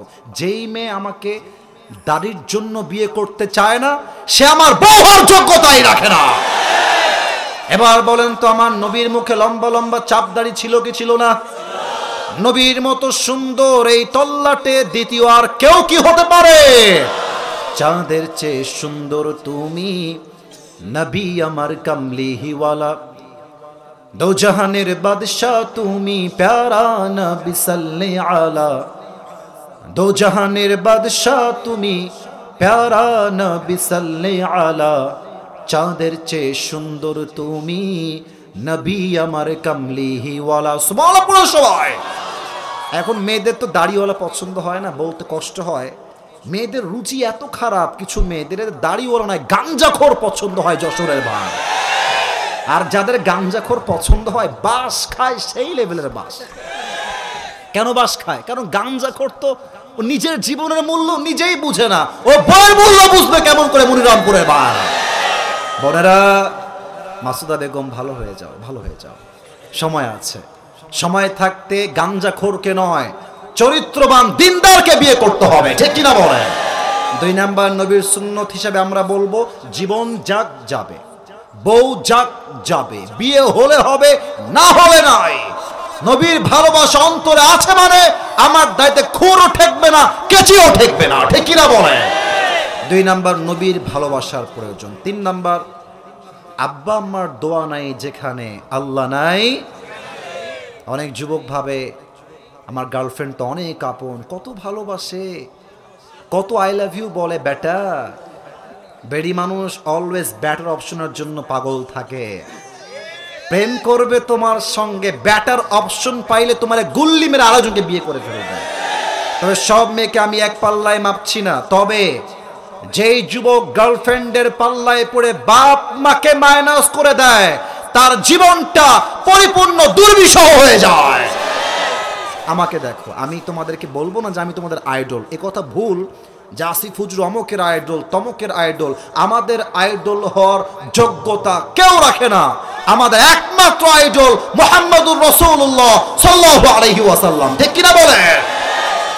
আমি যত দূর আজকে এসেছি, আমি আপনাকে ওয়াল্লাহি বিল্লাহি তাল্লাহি, আল্লাহর কসম 3 বার করে বললাম, আমার জীবনের বড় সফলতার সিক্রেট হচ্ছে আমার আব্বা আম্মার দোয়া। আমি আল্লাহকে সাক্ষী রেখে বলছি। অনেক মুরব্বী বলবেন, হুজুর আপনি আল্লাহকে সাক্ষী রেখে এত কনফিডেন্টলি কেমনে বললেন? কারণ আছে, আমি খুবই দুষ্টু ছিলাম, ক্লাসের 1 নাম্বার ছাত্র ছিলাম, always 1 number, always first. Even আমার মেধা শো অফ করছি না, মেধা এত ভালো ছিল, হাফেজ হওয়ার সময় এক দিন এমন গেছে 15 পৃষ্ঠা 18 পৃষ্ঠা এক পারার কাছাকাছি একদিনে মুখস্থ সবক দিয়েছি, আলহামদুলিল্লাহ। এত ভালো ব্রেন সেই সময়ে ছিল। ওই বলে না, যার ব্রেন ভালো তার পেছনে শয়তান একটু লাগে বেশি। তো আমি পথভ্রষ্ট হয়ে গেছিলাম, অর্থাৎ আল্লাহর রহমত, আব্বা আম্মার দোয়া, যশোরের ভাড়া, ঠিক কিনা বলেন? রিদাউর রব্বি ফি রিদাইল ওয়ালিদাইন ওয়া সাখতুর রব্বি ফি সাখতিল ওয়ালিদাইন। আব্বা আম্মার দোয়া আছে যেখানে, আল্লাহর সন্তুষ্টি আছে সেখানে। 4 নাম্বার হলো, আর মাত্র 4টা বাকি আছে আমার পয়েন্ট। 4 নাম্বার পয়েন্টটা বলার পূর্বে আমি সবাইকে অ্যাড্রেস করে একটা বক্তব্য দিব, যদি একমত হন ঠিক বলবেন, না হয় ভুল বলবেন। আমার মনে হয় স্যাররা ছাড়া, কিছু স্যার ছাড়া আমার সামনে যত জন এসেছেন, ওই দিকে যারা আছেন, এই দিকে যারা আছেন, ভুল হলে ভুল বলবেন, ঠিক বলার প্রয়োজন নাই। আমার মনে হয় আমি সহ আমরা এদিকে সবাই, আমরা বড়লোক ঘরের সন্তান নই, আমরা মধ্যবিত্ত পরিবারের সন্তান। আমি ভুল বললাম না ঠিক বললাম? বলেন না।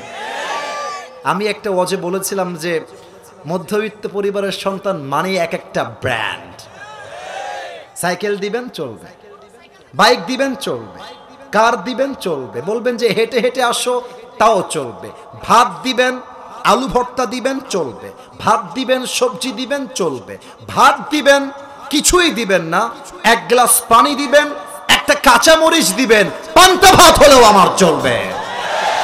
কারণ আমি বড়লোক ঘরে ধাপুস ধুপুস খেয়ে বড় হওয়া ব্রয়লার মুরগি না, আমি মধ্যবিত্ত পরিবারের সন্তান। আমি যেমন আরাম করতে পারি, তেমন কঠোর পরিশ্রম করে আমি দেখাইতেও পারি, ঠিক কিনা বলেন? আল্লাহ বলছে, বান্দা যারা তোমরা মধ্যবিত্ত পরিবারের সন্তান, যারা তোমরা গরিব ঘরের সন্তান, তোমাদের জীবনের সবচাইতে বড় হাতিয়ার হলো ধৈর্য। আমি যখন ওয়াজ শুরু করলাম আমি সবাইকে বললাম, ভাই কেমন আছেন? অনেকে অনেক কষ্টে আছে, এইটা আমি জানি। কারো ব্যবসায় বরকত নাই, কারো চাকরিতে বরকত নাই, কারো বাসায় 1 মাস যাবৎ গরুর গোস্ত রান্না হয় নাই, অনেক যুবক ছ্যাঁকা খেয়েও বেঁকা হয়ে গেছে। তাও দেখেন, বললাম কেমন আছো? সবাই বলছে আলহামদুলিল্লাহ ভালো আছি। এবার শুনুন আপনার প্রতিদান কি হবে কিয়ামতের দিবসে। আল্লাহ বলবে জান্নাতের কাতার হয়ে যাবে। এই হাদিসটা মনোযোগ দিয়ে শুনবেন, আমাদের জন্য শ্রেষ্ঠ হাদিস। আল্লাহ বলবে, হে আব্দুর রহমান বের হও, হে আব্দুর রহিম বের হও, হে আব্দুল গফুর তুমি বের হও। কয়েকজন বান্দাকে আল্লাহ জান্নাতের কাতার থেকে সাইডে নিয়ে আসবেন বের করে। বলবে আল্লাহ আমরা কি জান্নাত পাবো না আজকে?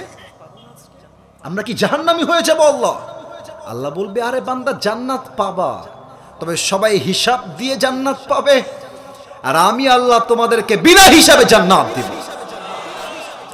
ও আল্লাহ আমরা কেন বিনা হিসাবে জান্নাত পাবো? কোন আমল আমরা করেছি? আল্লাহ ডাক দিয়ে বলবে, বান্দা তুমি ছিলে মধ্যবিত্ত পরিবারের সন্তান, তুমি ছিলে গরিব ঘরের সন্তান। যখন তোমাকে কেউ জিজ্ঞেস করতো ভাই তুমি কেমন আছো, তুমি সব ভুলে বলতা আলহামদুলিল্লাহ আলা কুল্লি হাল, আল্লাহ শুকরিয়া, আল্লাহ আমাকে অনেক ভালো রেখেছে। যাও এই শুকরিয়ার বিনিময়ে, এই ধৈর্যের বিনিময়ে, ইন্নামা ইউওয়াফাস সাবিরুনা আজরাহুম বিগাইরি হিসাব, ধৈর্যশীল বান্দাকে আমি আল্লাহ তাআলা বিনা হিসাবে জান্নাত দিলাম। সুবহানাল্লাহ। তাহলে সবাই 2 হাত তোলেন, এবার সবাই 2 হাত তোলেন। আপনারা যারা এসেছেন ঠান্ডার মধ্যে, আমার সময় বেশি একটা নেই, তবে আশা রাখবো 3টা পয়েন্ট কেউ মিস করবেন না। সবাই আগে একটা কাশি দেন, নারে তাকবীর। একটা ওয়াদা করবেন, জাস্ট ওয়াদা। এই হাত রাখেন, হাত উপরে রাখেন, বলেন সবাই হুজুর। এত আস্তে কেন রে বাবা? বলেন সবাই হুজুর আমরা যশোরের সন্তান। ডানে একটু আওয়াজ কম, যশোরের সন্তান। আপনাকে ওয়াদা দিলাম, দোয়া না করে আমরা কেউ উঠে যাব না। হাত দেখতে চাই, যাব না। বলেন সবাই ইনশাআল্লাহ। এবার কেউ যদি উঠে যায় 10 মিনিটের মাঝে, আমাদের রাজশাহীতে বাসায় এখন অনেকেই থাকে, আমার বাবা মা আমরা থাকি, রাজশাহীর একটা গালি আছে, নরমাল কমন গালি, মামুর বেটা। গালিটা হচ্ছে মামুর বেটা, মজার গালি। তো কোন মামুর বেটা যদি উঠে যায় দোয়া না করে, আল্লাহর হাবিব বলেছেন যার ওয়াদা ঠিক নাই তার ইমানে ঠিক নাই। ওয়াদা ঠিক রাখার জন্য হলেও বসবেন, 10 মিনিট সময় নিব, 5 মিনিটে পুরস্কার দিব, 5 মিনিটে দোয়া হয়ে 12টার মধ্যেই ক্লোজ হয়ে যাবে। রাজি আছেন তো ইনশাআল্লাহ? 5 নাম্বার হলো আল্লাহকে পাওয়ার জন্য সবচেয়ে শ্রেষ্ঠ এবং সবচেয়ে বেস্ট আমল হচ্ছে নামাজ। বলতে হবে সবাইকে এক বাক্যে 5 নাম্বার আমলের নাম কি? যারে এই যে ডানে যারা আছেন জোরে বলেন ভাই, 5 নাম্বার নাম কি? 5 ওয়াক্ত নামাজ। এবার বলেন নামাজ, এটা কিন্তু খুব দামি পয়েন্ট। 5 ওয়াক্ত নামাজ সুন্নত, ফরজ না ওয়াজিব না ফরজ? ফরজ। 5 ওয়াক্ত নামাজ ফরজ। কেন ফরজ? দেখেন, যাদের বউ আছে, মনে করুন আপনার বউকে আপনি টাকা পয়সা বাড়ি গাড়ি সব দিয়েছেন, রাতের বেলা বাজে রাত 2টা, বউ আছে ঘুমায়, এটা মাইন্ডে নেবেন না, আবার কথা বুঝেন। বউ গেছে ঘুমায়, রাত বাজে 2টা, আপনি ভাবছেন দেখি তো আমার বউটা অন্য কারোর সঙ্গে চ্যাটিং করে কিনা। বউয়ের ফোনটা বের করেছেন, কোনো মতো লকটা খুলেছেন, জাস্ট আইডিয়া করে। আপনি দেখছেন আপনার বউ ইমো ইনস্টল দিয়েছে, হোয়াটসঅ্যাপ ইনস্টল দিয়েছে, আপনি স্বামী, আপনাকে বাদ দিয়ে আপনার বউ অন্য পুরুষকে লিখেছে আই লাভ ইউ। আপনি মরদ হিসেবে আপনার বউয়ের এই চরিত্রহীনতা কখনো বরদাস্ত করতে পারবেন? পারবেন? পারবেন? কেন পারবেন না? বলবেন যারা তোরে সব কিছু দিছি আমি, তোর খাওয়ার দিছি আমি, তোরে সব দিছি আমি, তুই ভালোবাসবি আমারে, তুই আমাকে বাদ দিয়ে অন্য পুরুষকে আই লাভ ইউ বলবি, এটা চুল পরিমাণ বরদাস্ত হবে না। ঠিক কিনা বলেন? আল্লাহ বলছে বান্দা আমি তোরে চোখ দিলাম, কান দিলাম, নাক দিলাম, হায়াত দিলাম, রিজিক দিলাম, তুই যখন সেজদা করবি বাবার মাজারের সামনে নয়, একমাত্র এক সত্তার সামনে সেজদা হবে। বলেন সবাই তিনি কে? নামাজের গুরুত্ব কাকে বলে একটা হাদিস বলবো ঘটনা হিসেবে, এটা বলেই 6 এবং 7 মাত্র 2 মিনিটে বলে ক্লোজ করে দিব। বলেন তো ইসলামের দ্বিতীয় খলিফার নাম কি ছিল? ওমরে ফারুক। মানে আমার স্টেজে যে পরিমাণ অডিয়েন্স পেয়েছে আমি, আমার ওয়াজের জোশই উঠে গেছে আলাদা। আমি ওদেরকে বলেছি যে ভাই 1 ঘন্টার বেশি 1টা মিনিট ওয়াজ হবে না, যারা সবাই জানে ফর্ম ফিল আপ করে নিয়ে আসছে, কিন্তু সব জায়গায় নিয়ম দিয়ে নয়, মাঝে মাঝে ভালোবাসা দিয়ে হিসাব করতে হয় ভাই। কথা ঠিক আছে কিনা বলেন ভাই? তো 10 মিনিট অলরেডি পার 1 ঘন্টা, তবু ওয়াজ করছি কেন? কারণ যশোরের মানুষ আমাকে ভালোবাসে, আমি ভালোবাসি যশোরের মানুষকে, ঠিক কিনা? ওমর ফারুক রাদিয়াল্লাহু তাআলা আনহুর কাছে একজন যুবক আসছে, তার নাম হচ্ছে আবু লুলু আল মাজুসি। এসে বলছে, ওমর, আমার যে মালিক আছে সে প্রত্যেক দিন আমার কাছে 6 দিরহাম চার্জ করে, এটা আমার পক্ষে দেওয়া পসিবল নয়, তুমি কমায় দাও, তুমি 2 দিরহাম করে দাও। ওমর ফারুক বলছে 2 দিরহাম করব, নট আ বিগ ডিল। আমাকে আগে বলতে হবে তোমার ব্যবসার সোর্স কোথায়, তুমি কি ইনকাম করো, আমাকে বলো কি ব্যবসা করো। ওই কাফের যুবক ডাক দিয়ে বলছে, ওমর, আমার ব্যবসা হলো আমি প্রত্যেক দিন চাকু বানাই, ছুরি বানাই, এটার নাম হলো আরবিতে খঞ্জর। যশোরের মনিরামপুরে ভাইরা ডান হাত দেখবেন, ডানেও চাকু, বামেও চাকু, মাঝে হচ্ছে হ্যান্ডেল, এটাকে আরবিতে বলা হয় খঞ্জর, চাকু। বলছে, ওরে বাবা, তোমার তো অনেক বড় ব্যবসা ভাই, তোমার তো 6 দিরহাম নয় 10 দিরহাম চার্জ হওয়ার কথা, যাও যাও যাও 10 দিরহাম চার্জ করবো আজ থেকে। এই কথা শুনে, এটা কি আব্বাজান না যুবক? এই যে বসে পড়েন ভাই, বসে পড়েন, যাবেন না, আপনি গেলে যুবকরা খেপে যাবে, বসে পড়েন। তো বলছে, ওমর, সবাই যেহেতু মুসলমান তাই তুমি সবার বেলায় নরম, আর আমি যেহেতু কাফের তাই তুমি আমার বেলায় গরম, তাই না ওমর? তোমার বিচার করতে আমি একাই যথেষ্ট। হুমকি দিয়ে বের হয়ে গেছে, আর যাওয়ার সময় বলে গেছে, Omar, I will see you, I will kill you, তোমাকে আমি দেখে নিব, তোমাকে আমি হত্যা করেই ছাড়বো। রাষ্ট্র শাসককে কাফের হুমকি দিচ্ছে যে আমি আপনাকে হত্যা করব। বুঝতেছেন তার সাহস কত বেশি? হুমকি দিয়ে বের হয়ে গেছে। সারা রাত মিলে ওমরকে হত্যা করবার জন্য প্ল্যান করেছে, আর বিশাল লম্বা একটা খঞ্জর বানিয়েছে, ছুরি। এবার আমার পেটের ডান দিকে সবাই দেখেন, যতটুকু দেখা যায়, সরি যদি না দেখা যায়, পেটের ডান দিকে প্রত্যেকটা আরব সর্দারের পেটের এইখানে এক বিশাল লম্বা খাপ থাকতো ছুরি রাখার জন্য, শত্রুপক্ষকে অ্যাটাক করতে অথবা শত্রুপক্ষের অ্যাটাককে ডিফেন্স করতে। আবু লুলু আল মাজুসি বিশাল লম্বা ছুরি বানিয়ে পেটের ডান দিকে রেখেছে, কিন্তু ভাবছে আমি যদি এইভাবেই ওমরকে হত্যা করতে যাই, হত্যা করার পূর্বে আমাকে ধরে ফেলবে, কারণ আমার পেটের এখানে চাকু আছে। কি করবে এইবার? প্ল্যান প্রোগ্রাম করে একটা লম্বা চাদর নিয়েছে। চাদর নাই, আমি জাস্ট দেখাচ্ছি। চাদরের উপরের পাটটা কপাল পর্যন্ত, ভ্রু পর্যন্ত দিয়েছে, উপর থেকে নামিয়ে, আর ডান দিক থেকে নিয়ে এই পুরোটা নিয়ে এমনে ঢেকে দিয়েছে। পুরো চোখ দেখা যায়, মুখ টুক কিছু দেখা যায় না। ফজরের আজান দিয়ে দিয়েছে, সব মুসল্লিরা মসজিদে আসছে। এবার এই কাফের ওইও আসছে নামাজ পড়তে মুনাফিকের রূপে ছদ্মবেশে। ওমরে ফারুক ইমাম হয়ে এসে বলছে, সফু সুফুফাকুম, কাতার সোজা করো, কাঁধে কাঁধ মিলিয়ে দাঁড়াও, আল্লাহু আকবার, সুবহানাকাল্লাহুম্মা ওয়া বিহামদিকা ওয়া তাবারাকা ইসমুকা ওয়া তাআলা জাদ্দুকা ওয়া লা ইলাহা গায়রুক, আলহামদুলিল্লাহি রাব্বিল আলামিন, আর রহমানির রহিম, মালিকি ইয়াউমিদ্দিন। নামাজ শুরু হয়ে গিয়েছে। ওমরে ফারুক কিরাত পড়ছেন, সূরা ফাতিহার সঙ্গে যখন কিরাত মিলিয়েছেন, কিরাতটাও শেষ হয়ে গিয়েছে।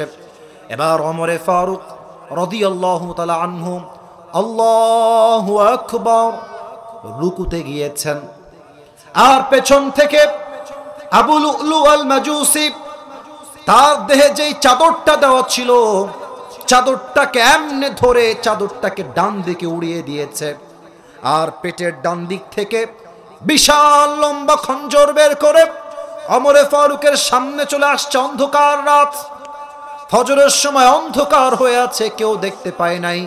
ওমরে ফারুক রুকুর মধ্যে তাসবিহ পেশ করছে, পাঠ করছে, আর সামনে আবু লুলু আল মাজুসি খঞ্জর নিয়ে দাঁড়িয়ে আছে। ওমরে ফারুক যখন সামিয়া আল্লাহু লিমান হামিদা, যখন তিনি তাসবিহটা পাঠ করে উঠে গিয়েছেন, সঙ্গে সঙ্গে আবু লুলু আল মাজুসি তার খঞ্জরটাকে এমনে ধরেছে, ডানেও চাকু বামেও চাকু। ওমরে ফারুক যখন লম্বা হয়ে দাঁড়িয়েছে, বিশাল জোরে আবু লুলু আল মাজুসি চাদরটা উড়িয়ে দিয়ে একদম চাকু দিয়ে ওমরে ফারুকের পেটের ডান দিক থেকে নিয়ে এমনে একটা আঘাত দিয়েছে, আবার বাম দিক থেকে নিয়ে ডান দিকে আবার জোরে আঘাত দিয়েছে, আবার ডান দিক থেকে নিয়ে বাম দিকে বিশাল জোরে একটা আঘাত দিয়েছে। তিনটা ছুরির পচে ওমরে ফারুকের পেট কেটে নাড়ি ভুড়িগুলো সব বাহিরে বের হয়ে গেছে। আর ওমরে ফারুক নামাজের মাঝেই চিৎকার দিয়ে বলছে, কতালানি আল কাল, আমাকে একটা কুকুর হত্যা করেছে, কে আছো আমাকে বাঁচাও। ছুরির আঘাত খেয়ে ওমরে ফারুক নামাজের মাঝেই অজ্ঞান হয়ে গেছে। আর সাহাবা একরাম বুঝে গেছে সামথিং ইজ রং। 7 জন সাহাবী মিলে ওই কাফেরকে ধরতে গেছে। আর ওই কাফের এতটা জানোয়ার ছিল, এতটা অমানুষ ছিল, সামনে যাকে পেয়েছে ছুরি দিয়ে এমনে এমনে আঘাত করেছে। কারো গলায়, কারো বুকে, কারো পেটে এমন জোরে জোরে আঘাত করেছে, 7 জন সাহাবী জায়গায় স্পট ডেথ, জায়গায় শেষ হয়ে গেছে। ওফ খোদা, আল্লাহু আকবার। নামাজ যখন শেষ হয়ে গেছে, সব সাহাবীরা দৌড় দিয়ে ওমরে ফারুকের কাছে এসেছে। দেখছে ওমরে ফারুক অজ্ঞান হয়ে গেছে, চোখ বন্ধ, কথা বলতে পারছে না। ডাক্তাররা আসছে। ডাক্তাররা আসার পরে ওমরের পিঠে হাত দিয়ে, দেখেন ওমরে ফারুক শুয়ে আছে অজ্ঞান হয়ে, পিঠে হাত দিয়ে ডাক্তাররা একটু উঠিয়েছেন। এটা পানির পিয়ালা নিয়ে আসছেন। 2 জন ডাক্তার এই ঠোঁটটা উঠিয়েছেন, ফাঁকা করেছেন, পানি নিয়ে এসে মুখে পানি দিয়েছেন। ইসরে, হাদিসটা কেমনে বলি, পানিটা গলা দিয়ে নেমে, বুক দিয়ে নেমে পুরো পেট কেটে ফেড়ে গেছে, তো সবগুলো পানি পেট কেটে গল গল করে বের হয়ে গেছে। দুধ নিয়ে আসো, দুধ সহজে বের হবে না, দুধ হলো গাঢ় খাবার। দুধ নিয়ে আসছে, দুধ দিয়েছে, গলা দিয়ে নেমে, বুক দিয়ে নেমে পুরো পেট কেটে সব দুধ বাহিরে বের হয়ে গেছে। এই দৃশ্য দেখে সাহাবীরা বুঝে গেছে ওমরে ফারুক হয়তো আর বাঁচবে না, এই তো হায়াত শেষ, হয়তো আর কোনদিন কথাই হবে না ওমরের সঙ্গে আমাদের। একজন সাহাবী দূর থেকে দেখছে ওমরে ফারুক তার চোখটা একটু খুলেছে। It's a very little bit, it's a very জাররা অ্যামাউন্ট, একদম ছোট্ট করে। ওই সাহাবী দূর থেকে দৌড় দিয়ে আসছে আর বলছে, মালাকা ইয়া উমর, মালাকা ইয়া উমর, হে ওমর আপনার কি হয়েছে আমাকে বলেন। ওমরে ফারুক একটা কথা বলেন নাই, জাস্ট হাত দিয়ে ইঙ্গিত করছেন, একবার কান ঠোঁট, কান ঠোঁট, তোমার কানটা আমার ঠোঁটের কাছে নিয়ে আসো। ওই সাহাবী দৌড় দিয়ে এসে কানটা পেতে দিয়েছে। যে ওমর ফারুক কি বলবে শেষ ওসিয়ত শুনে নেই, আমি সে ওসিয়ত পালন করব যেমনে তিনি বলবেন। কানটা বাড়িয়ে দিয়েছে, ভাবছে হয়তো আমাকে বলবে, এই সাহাবী আমার বউকে তুমি দেখে রেখো যেন তাদের কোনো কষ্ট না হয়, সন্তানকে দেখে রেখো, হয়তো বলবে রাষ্ট্রের সম্পদ দেখে রেখো আমার মৃত্যুর পরে। কান যখনই বাড়িয়েছে, ওমরে ফারুক ছেলের কথা বাদ, বউয়ের কথা বাদ, মায়ের কথা বাদ, বাবার কথা বাদ, সম্পত্তির কথা বাদ, রাষ্ট্রের কথা বাদ, সব ভুলে গেছে। একটা কথা, এই সাহাবী আমাকে একটা বিষয় ইনফর্ম করো, যে আমি ওমর যেই নামাজের ইমাম ছিলাম, আমার অজ্ঞান হওয়ার পরে সাহাবা ইকরাম সেই নামাজটা জামাতের সঙ্গে আদায় করেছে কিনা। সুবহানাল্লাহ, আল্লাহু আকবার। আরে কোন সাহাবী যশোরের ভাইরা, যাকে আল্লাহর হাবিব দুনিয়াতে জান্নাতের টিকিট দিয়ে বিদায় হয়ে গেছেন, যে তুমি মরলেই কনফার্ম জান্নাতি। আরে এই মানুষটা তো মরলে এমনিতেই জান্নাত পাবে, সব ভুলে গেছে, নামাজকে ভুলে নাই। এটাই প্রমাণ করেছেন তিনি, উম্মত জান্নাত যদি পেতে চাও নামাজ নাই যার, জান্নাত হবে না তা, ঠিক কি না বলেন? মিজানুর রহমান আজহারি হুজুর একজন নানা ছিলেন, এটা অপ্রাসঙ্গিক বলছি, মাফ করবেন, তবে এখানে একটা মেসেজ আছে। ওনার নাম হলো গোলাম সরওয়ার সাইদি হুজুর। অনেকে আপনারা দেখেছেন এবং আপনারা হয়তো বা চিনবেন ডেফিনেটলি। ওনার বয়স যদিও 50-60 হবে, বাট তিনি দেখতে যুবকের মতো ছিলেন। উনি একটা কথা খুতবার মাঝে প্রায় বলতেন, এবং এটা অনেক যুবককে নামাজি বানিয়ে দিয়েছিল। উনি বলতেন যে নামাজ নাই যার, ইমান নাই তার। নামাজ নাই যার, মুসলমান হিসেবে পরিচয় দেওয়ার কোনো যোগ্যতার নাই যশোরের ভাড়া, ঠিক কিনা বলেন? কেমনে আপনারা ঘুমাই থাকেন? কেমনে আসরের আজান হচ্ছে, ছেলে পেলে ক্রিকেট খেলতেছে, কেউ ফুটবল খেলতেছে, কেউ পর্নোগ্রাফি দেখছে, কেউ টিকটক বানাচ্ছে, কেউ ফ্রি ফায়ার খেলছে, কেমনে? আজান হচ্ছে মসজিদে, এলাকার মাঠ পুরো ভরপুর খেলার জন্য। আল্লাহু আকবার। আল্লাহ আমাদের সবাইকে নামাজি হওয়ার তৌফিক দান করুক, পড়েন সবাই আমিন। 5 নাম্বার হলো নামাজ। 6 নাম্বার হলো আল্লাহকে পাওয়ার জন্য বেশি আমলের দরকার নেই, ভালো আমলের দরকার। খুব বুঝবেন, প্লিজ একটু বোঝেন। আমার স্যার ডান দিকে আছেন, একটা এক্সাম্পল দেই। আমি আসিফ হুজুর আজকে এখান থেকে বের হয়ে গিয়ে যশোরের আইটি পার্ক হোটেলে গেলাম, কথার কথা এক্সাম্পল হিসেবে। আমি দেখছি যে রাত বাজে 12টা, ওয়াজ মাহফিল শেষ হয়ে 11:30-এর সময়, 12টার সময় চলে গেছি। ভাবলাম যে বসে বসে কোনো কাজ নাই, তাহাজ্জুদ পড়ি। আল্লাহু আকবার, নামাজ শুরু হয়ে গেল। 2 রাকাত, 4 রাকাত, 8 রাকাত, 16 রাকাত, 20 রাকাত করতে করতে করতে 80 রাকাতে চলে গেলাম পড়তে পড়তে। এক্সাম্পল দিচ্ছি। আমি যখন দেখছি রাত বাজে প্রায় 5টা, তাহাজ্জুদের সময় শেষ, 80 রাকাত হয়ে গেছে, আমার মাথায় এইটা আসছে, এরে 80 রাকাত তো পড়লাম ঠিক আছে, কিন্তু আমি তো ওযু করতে ভুলে গেছি। কি করতে ভুলে গেছি? ওযু করতে ভুলে গেছি। আর স্যার মাহফিল শেষ করলেন, মাহফিল শেষ করে গিয়ে ওযু করলেন সুন্দর করে, একদম সুন্দর করে, ধীরস্থির ভাবে। আল্লাহু আকবার। 2 রাকাত পড়তে লাগবে মাত্র 5 থেকে 7 মিনিট, উনি সময় নিলেন 30 মিনিটস, আধা ঘন্টা। আস্তে আস্তে রুকু, আস্তে সাজদা, আস্তে, খুবই স্লো স্লো পড়লেন, মন দিয়ে পড়লেন, তাদিলগুলো ফলো করলেন, আরকানগুলো খুব সুন্দর করে ফলো করলেন। এবার বলেন তো, আমার 80 রাকাতের দাম বেশি না স্যারের মাত্র 2 রাকাতের দাম বেশি? 2 রাকাতের দাম বেশি। কেন? আল্লাযী খালাকাল মাউতা ওয়াল হায়াতা লিয়াবলুয়াকুম আইয়ুকুম আহসানু আমালা।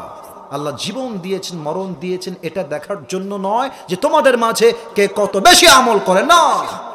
আল্লাহ জীবন দিয়েছেন একটাই উদ্দেশ্য, তোমাদের মাঝে কে কতটা ভালো আমল করে, কতটা কোয়ালিটি ম্যাটার করে, ঠিক কিনা বলে? 6 নাম্বার ভালো আমল। 7 নাম্বারটা সবাইকে পড়াবো। হাত তোলেন সবাই, সবাই হাত তোলেন সবাই। এটা 7 নাম্বার। প্রবাদ বাক্য আছে, শেষ ভালো যার সব ভালো তার। 2 হাত তুলেছেন তো সবাই। এবার এই যে ডান হাতটা আছে না, বুকে দেন, বাম হাত নামায় রাখেন, ডান হাতটা বুকে দেন। মাশাআল্লাহ মাশাআল্লাহ, খুব ভালো। যা বললাম তাই শুনেছেন, খুবই অ্যাপ্রিসিয়েটেড, মাশাআল্লাহ। আমি 7 নাম্বার আমলটা আগে বলে দেই। তাওবা এবং ইস্তেগফার। আল্লাহকে পাওয়ার জন্য তওবা এবং ইস্তেগফার খুব বড্ড প্রয়োজন। আমি সবাইকে জবান দিয়ে প্র্যাকটিক্যালি পড়াতে চাই। প্রথমে তওবার দিকে আমরা আসব। যা বলবো তাই বলবেন, তওবা হয়ে যাবে ইনশাআল্লাহ। বলেন সবাই দিল থেকে জবান খুলে আল্লাহ। আল্লাহকে ডাকেন। মনিরামপুরের ভাইরা, যশোরের ভাইরা, আল্লাহকে একবার ডাকেন আল্লাহ। আরো জোরে কোনো আল্লাহ। আজকের মাহফিল থেকে তোমার শাহী দরবারে দিল থেকে তওবা করলাম। ও আল্লাহ, তুমি আমার জীবনের সব গুনাহ, জোরে বলবেন না, সব গুনাহ ও আল্লাহ মাফ করে দাও। পড়েন সবাই দিল থেকে আমিন। তওবা করতে আরেকটা ছোট্ট শর্তের প্রয়োজন হয়। আল্লাহকে ওয়াদা দেওয়া লাগবে যে আল্লাহ আমি জীবনে করব না। বলেন সবাই আল্লাহ। আবার বলেন আল্লাহ, আমি ওয়াদা দিলাম অতীতে আমি যে গুনাহ করেছি ভবিষ্যতে সেই গুনাহ আমি কখনো আর করব না।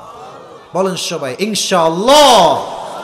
সর্বশেষ হচ্ছে ইস্তিগফার। এটা বলতে মাত্র 30 সেকেন্ড লাগবে, একটু জোরে বলবেন তাহলেই হবে ইনশাআল্লাহ। আমার কলিজার টুকরা যুবক ভাইরা পড়েন সবাই আস্তাগফিরুল্লাহ। আস্তে না প্রিয় ভাইরা, জোরে করে বলেন আস্তাগফিরুল্লাহ। সবাই পড়েন আল্লাহুম্মা গফিরলি। এই দুইটা হচ্ছে ইস্তিগফারের মতোই। আস্তাগফিরুল্লাহ একদম শর্টকাট, আল্লাহুম্মা গফিরলি একদম শর্টকাট। এবার সবাই দুইটা হাত তোলেন, সবাই বলেন সবাই হুজুর আমরা যেহেতু ওয়াদা করেছি আমরা কেউ যশোরের সন্তান উঠে যাব না। আর একটু জোরে কোন সবাই উঠে যাব না বলেন সবাই ইনশাআল্লাহ। আমার একটা পুরস্কার দেওয়ার পালা বাকি আছে, এখনই হাত তুলবেন না, আমি আগে সময় দিচ্ছি, থামতে হবে থামতে হবে। প্রিয় কলিজার ভাইয়ার, এই যে কেউ উঠতেছে একজন, ও ওটা কি বাদাম বিক্রি করতেছে? আচ্ছা বসে পড়ো বসে পড়ো, আমি সবার দিকে চোখ রাখছি, কেউ উঠে যাবেন না, বেয়াদবি করবেন না, আমি আপনাদের কলিজার সন্তান, ভালোবাসার মানুষ আপনারা আমার সবার। প্রিয় ভাইয়ারা, একটা অনুরোধ এসেছে কমিটির পক্ষ থেকে। আমাদের দ্বিতীয় আলোচক অসুস্থ ছিলেন, উনি অনেক কিছু করতে পারেন নাই। আমরা কি সবাই চাই এই মাহফিলটা আগামীতে হোক? আমরা সবাই চাই কি চাই না? আমি কোনো এই কালেকশন করব না, কে দিবেন 10 কে দিবেন 20, এগুলো আমি জীবনে করিও নাই, আমার দ্বারা হবেও না, ওটা ওরা জানে। আমাদের দাবি একটাই, ভলান্টিয়ার্সরা একটু পরে আপনাদের সবার কাছে যাবে রুমাল নিয়ে, ব্যাগ নিয়ে। আমি চাই একজনও বাদ যাবেন না, যে যতটুকু পারেন ততটুকুই দিবেন। রাজি আছেন তো সবাই ইনশাআল্লাহ? কারা কারা রাজি একটু হাত তুলেন তো সবাই, 2 হাত মাশাআল্লাহ। এবার 2 হাতটা পকেটে দেন সবাই, 2 হাতটা পকেটে দেন। ভলান্টিয়ার্স ভাইরা যাও, পুরস্কার দিব, এর মাঝে তোমরা তোমাদের কাজটা করে নাও, একদম স্লো স্লো করবা। এই যুবক ভাইরা, মুরব্বী আব্বা জানারা বলেন সবাই, এই থামো। আল্লাহকে পাওয়ার জন্য আমরা কয়টা আমল বলেছিলাম? 7টা। আমি বলে দেই তাহলে সহজ হবে পুরস্কার পাওয়ার জন্য। 1, আত্মার পরিশুদ্ধি। 2 নাম্বার, আল্লাহকে পাওয়ার জন্য নবীর ভালোবাসা। 3 নাম্বার, তুমি কি পারবা? ও সবার আগে আসছে, আচ্ছা তুমি চলে আসো আসো আসো। আচ্ছা তোমরা অনেকে দাঁড়িয়েছো আমি জানি, যদি সে না পারে আমরা অন্য কাউকে চান্স দিব। আপনাদের সময়কে লক্ষ্য রেখেই আমি আদায়টা একই সময়ে করছি। কেউ যদি উঠে যায় আমাকে একটা ডাক দিবেন, তাহলেই হবে ইনশাআল্লাহ। মাত্র 5 মিনিট সময় লাগবে, এদিকে আসুন। আর অনেকে হাত দাঁড়িয়েছেন, হাত তুলেছেন, আমি সবাইকে সুযোগ দিতে পারছি না, একজনকে দিয়েছি, সে না পারলে আমি আরেকজনকে দিন। মহিলা প্যান্ডেলে যারা দায়িত্বশীল আছেন, মেহেরবানি করে রুমাল নিয়ে, ব্যাগ নিয়ে বেরিয়ে যান, মাত্র 5 মিনিটের মধ্যেই দোয়া হয়ে যাবে। মহিলারাও কেউ উঠবেন না, এখানে প্রত্যেকটা মানুষ যেমন বসে আছে মহিলারাও বসে থাকবেন, কেউ উঠে যাবেন না।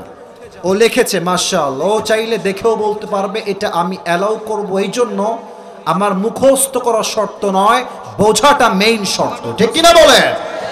সোজা হয়ে দাঁড়াও, সোজা হয়ে দাঁড়াও। এই হ্যান্ড মাইকটা কোথায় স্যার? ওই যে হ্যান্ড মাইকটা দিবেন, মেহেরবানি করে, মেহেরবানি করে। কত ভদ্র আপনারা মাশাআল্লাহ, চুপচাপ বসে আছে। যশোরের মানুষ যে কি পরিমাণ ভদ্র আজকে তারা প্রমাণ করে দিয়েছে, ঠিক কিনা বলে? মিডিয়া রেকর্ড হচ্ছে, আল্লাহ যশোরের মানুষকে কবুল এবং মঞ্জুর করুক। পড়েন সবাই আমিন। আমি নিয়ম বলে দিচ্ছি সবাইকে, আমার ভাই যখনই উত্তর দিয়ে দিবে আপনারা সবাই জবান খুলে বলবেন মারহাবা। প্র্যাকটিস স্বরূপ বলেন সবাই, যশোরের ভাইরা মারহাবা। আর একটু জোরে বলেন সবাই মারহাবা। দ্বিতীয় নিয়ম হচ্ছে, আমি আমার কলিজার টুকরা ভাইকে প্রশ্ন করব, ছোট্ট ছেলে আর কি, ও 3 বার আটকায় গেলে বলে দেওয়া হবে। 3 বারের বেশি আটকালে আর বলার কোনো সুযোগ থাকবে না, আমরা অন্য কাউকে সুযোগ দিব। সবাই একটা তাকবীর দেন, নারে তাকবীর। তোমার নাম কি? তোহা। তোহা। সালাম দাও সবাইকে। তোহা, আসসালামু আলাইকুম ওয়া রাহমাতুল্লাহ। ওয়া আলাইকুম আসসালাম ওয়া রাহমাতুল্লাহি ওয়া বারাকাতুহু। তোহা বাবু তুমি বলো, আল্লাহকে পাওয়ার জন্য মোট কয়টা আমল আমরা আজকে শেয়ার করেছি? 7টি। মারহাবা বলবেন না? মারহাবা। আরে ইয়ার জোর সে বলো মারহাবা। বলো প্রথম আমলটা কি ছিল? তুমি চাইলে দেখে বলতে পারো, সমস্যা নেই, কারণ দেখে বলার শর্ত না। আই মিন দেখে বললো না ভাই কথা বলো না প্লিজ, বোঝার চেষ্টা করেন, ও পারবে। ক্যামেরার সামনে আসলে, মাইক হাতে নিলে, শ্রোতা সামনে থাকলে একটু ভয় সবাই পায়। দেখেই বলবা, তুমি লিখেছো, তুমি অ্যাক্টিভ শ্রোতা, তোমার লেখাই তার প্রমাণ বহন করছে, ঠিক কিনা বলেন? হয়তো এর চাইতে আরো অনেকে আরো ভালো পারবেন আমি জানি, বাট কপাল। আত্মার পরিশুদ্ধি বলেন সবাই মারহাবা। বলো তো আত্মা মোট কয় প্রকার? 3 প্রকার। কি কি? সুস্থ, অসুস্থ এবং মৃত। আরে यार জোরসে বলো মারহাবা। এই দেখেছেন পারতেছে, একটু সুযোগ দিতে হবে, সহজ করতে হবে। 1 নাম্বার আত্মার পরিশুদ্ধি, 2 নাম্বার কি বলো? নবীর ভালোবাসা। আচ্ছা বলো তো, আমি দাড়ি রাখলাম, এখন একটা মেয়ে বললো যে আমার পছন্দ হচ্ছে না, তো আমি কি বলবো সেই মেয়েকে? দাড়ি কাটা যাবে না, কিন্তু মেয়েকে ছাড়া যাবে। মারহাবা। দাড়ি আমি কাটবো না, মেয়ে মানুষ যাবে আসবে, যে আমার বউ হওয়ার যোগ্যতা রাখে সে আমাকে দাড়ি রেখেই পছন্দ করবে, ঠিক কি না? 2 নাম্বার নবীর ভালোবাসা। 3 নাম্বার আমলটা কি? মা বাবার দোয়া। আরো জোরে করো সবাই মারহাবা। 4 নাম্বার আমলটা বলো, পারবে?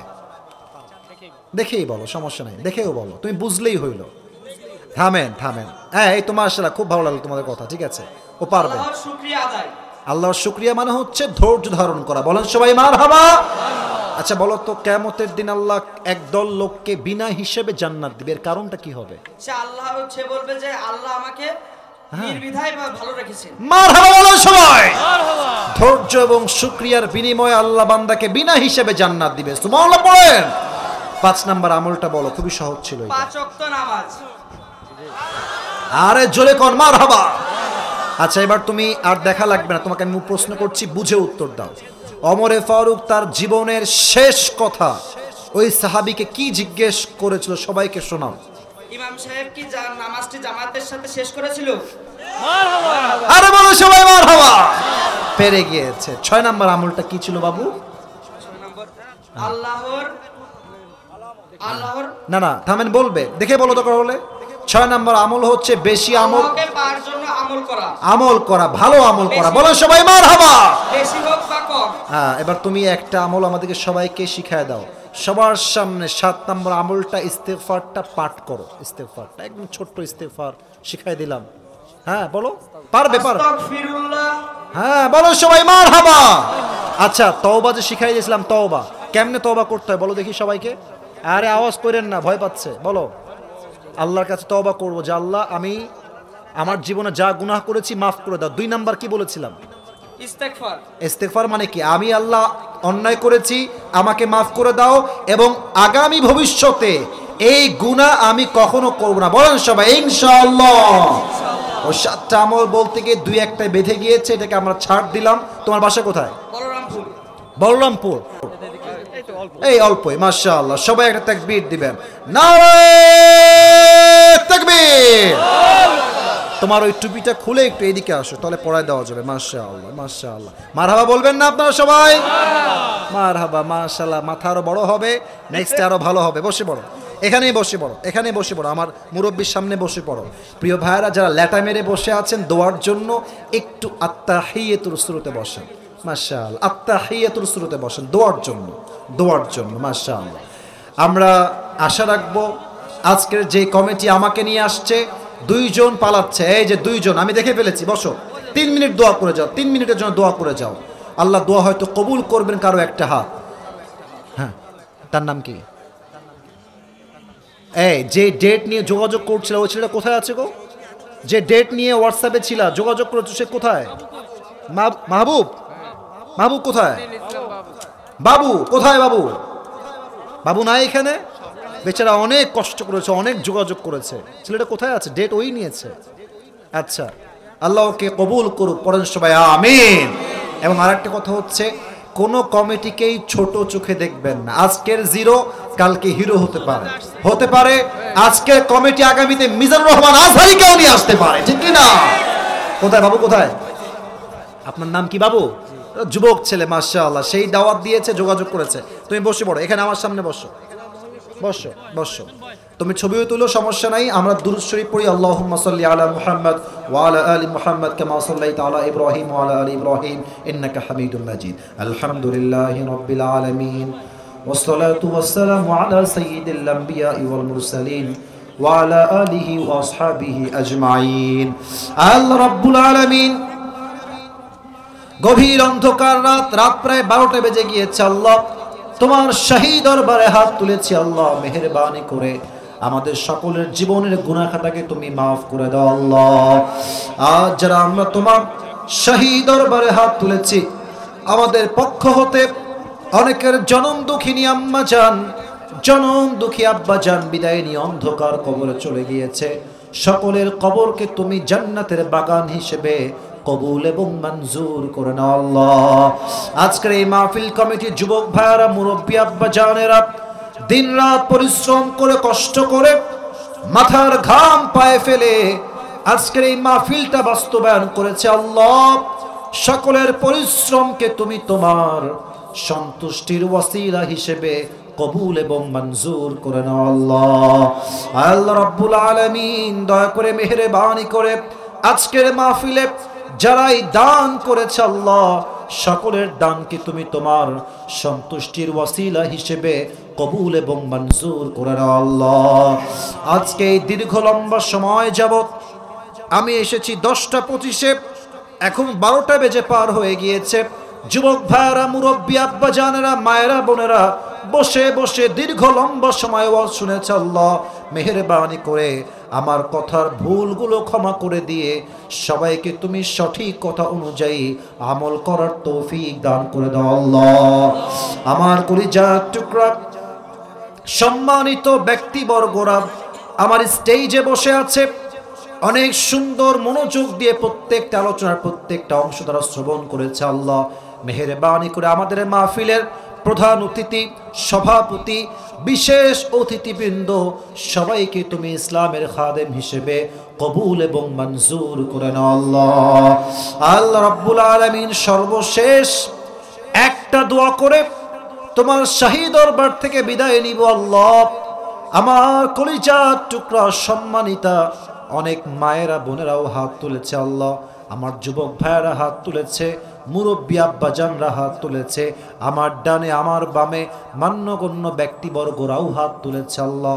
মেহেরবানি করে আজকের এই যশোরের মনিরামপুরের কোরআনের বাগানে যেমন আমরা একসঙ্গে বসতে পেরেছি, আল্লাহ রাব্বুল আলামিন জান্নাতুল ফেরদাউসে আমাদের সবাইকে তুমি একসঙ্গে মেহমান হিসেবে কবুল এবং মঞ্জুর করে নাও আল্লাহ।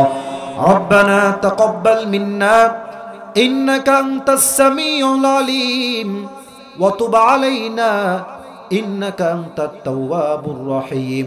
সুবহান রাব্বিকা রাব্বিল ইজ্জাতি আম্মা ইয়াসিফুন ওয়া সালামুন আলাল মুরসালিন ওয়ালহামদুলিল্লাহি রাব্বিল আলামিন। আবার দেখা হবে কোনো একদিন ইনশাআল্লাহ।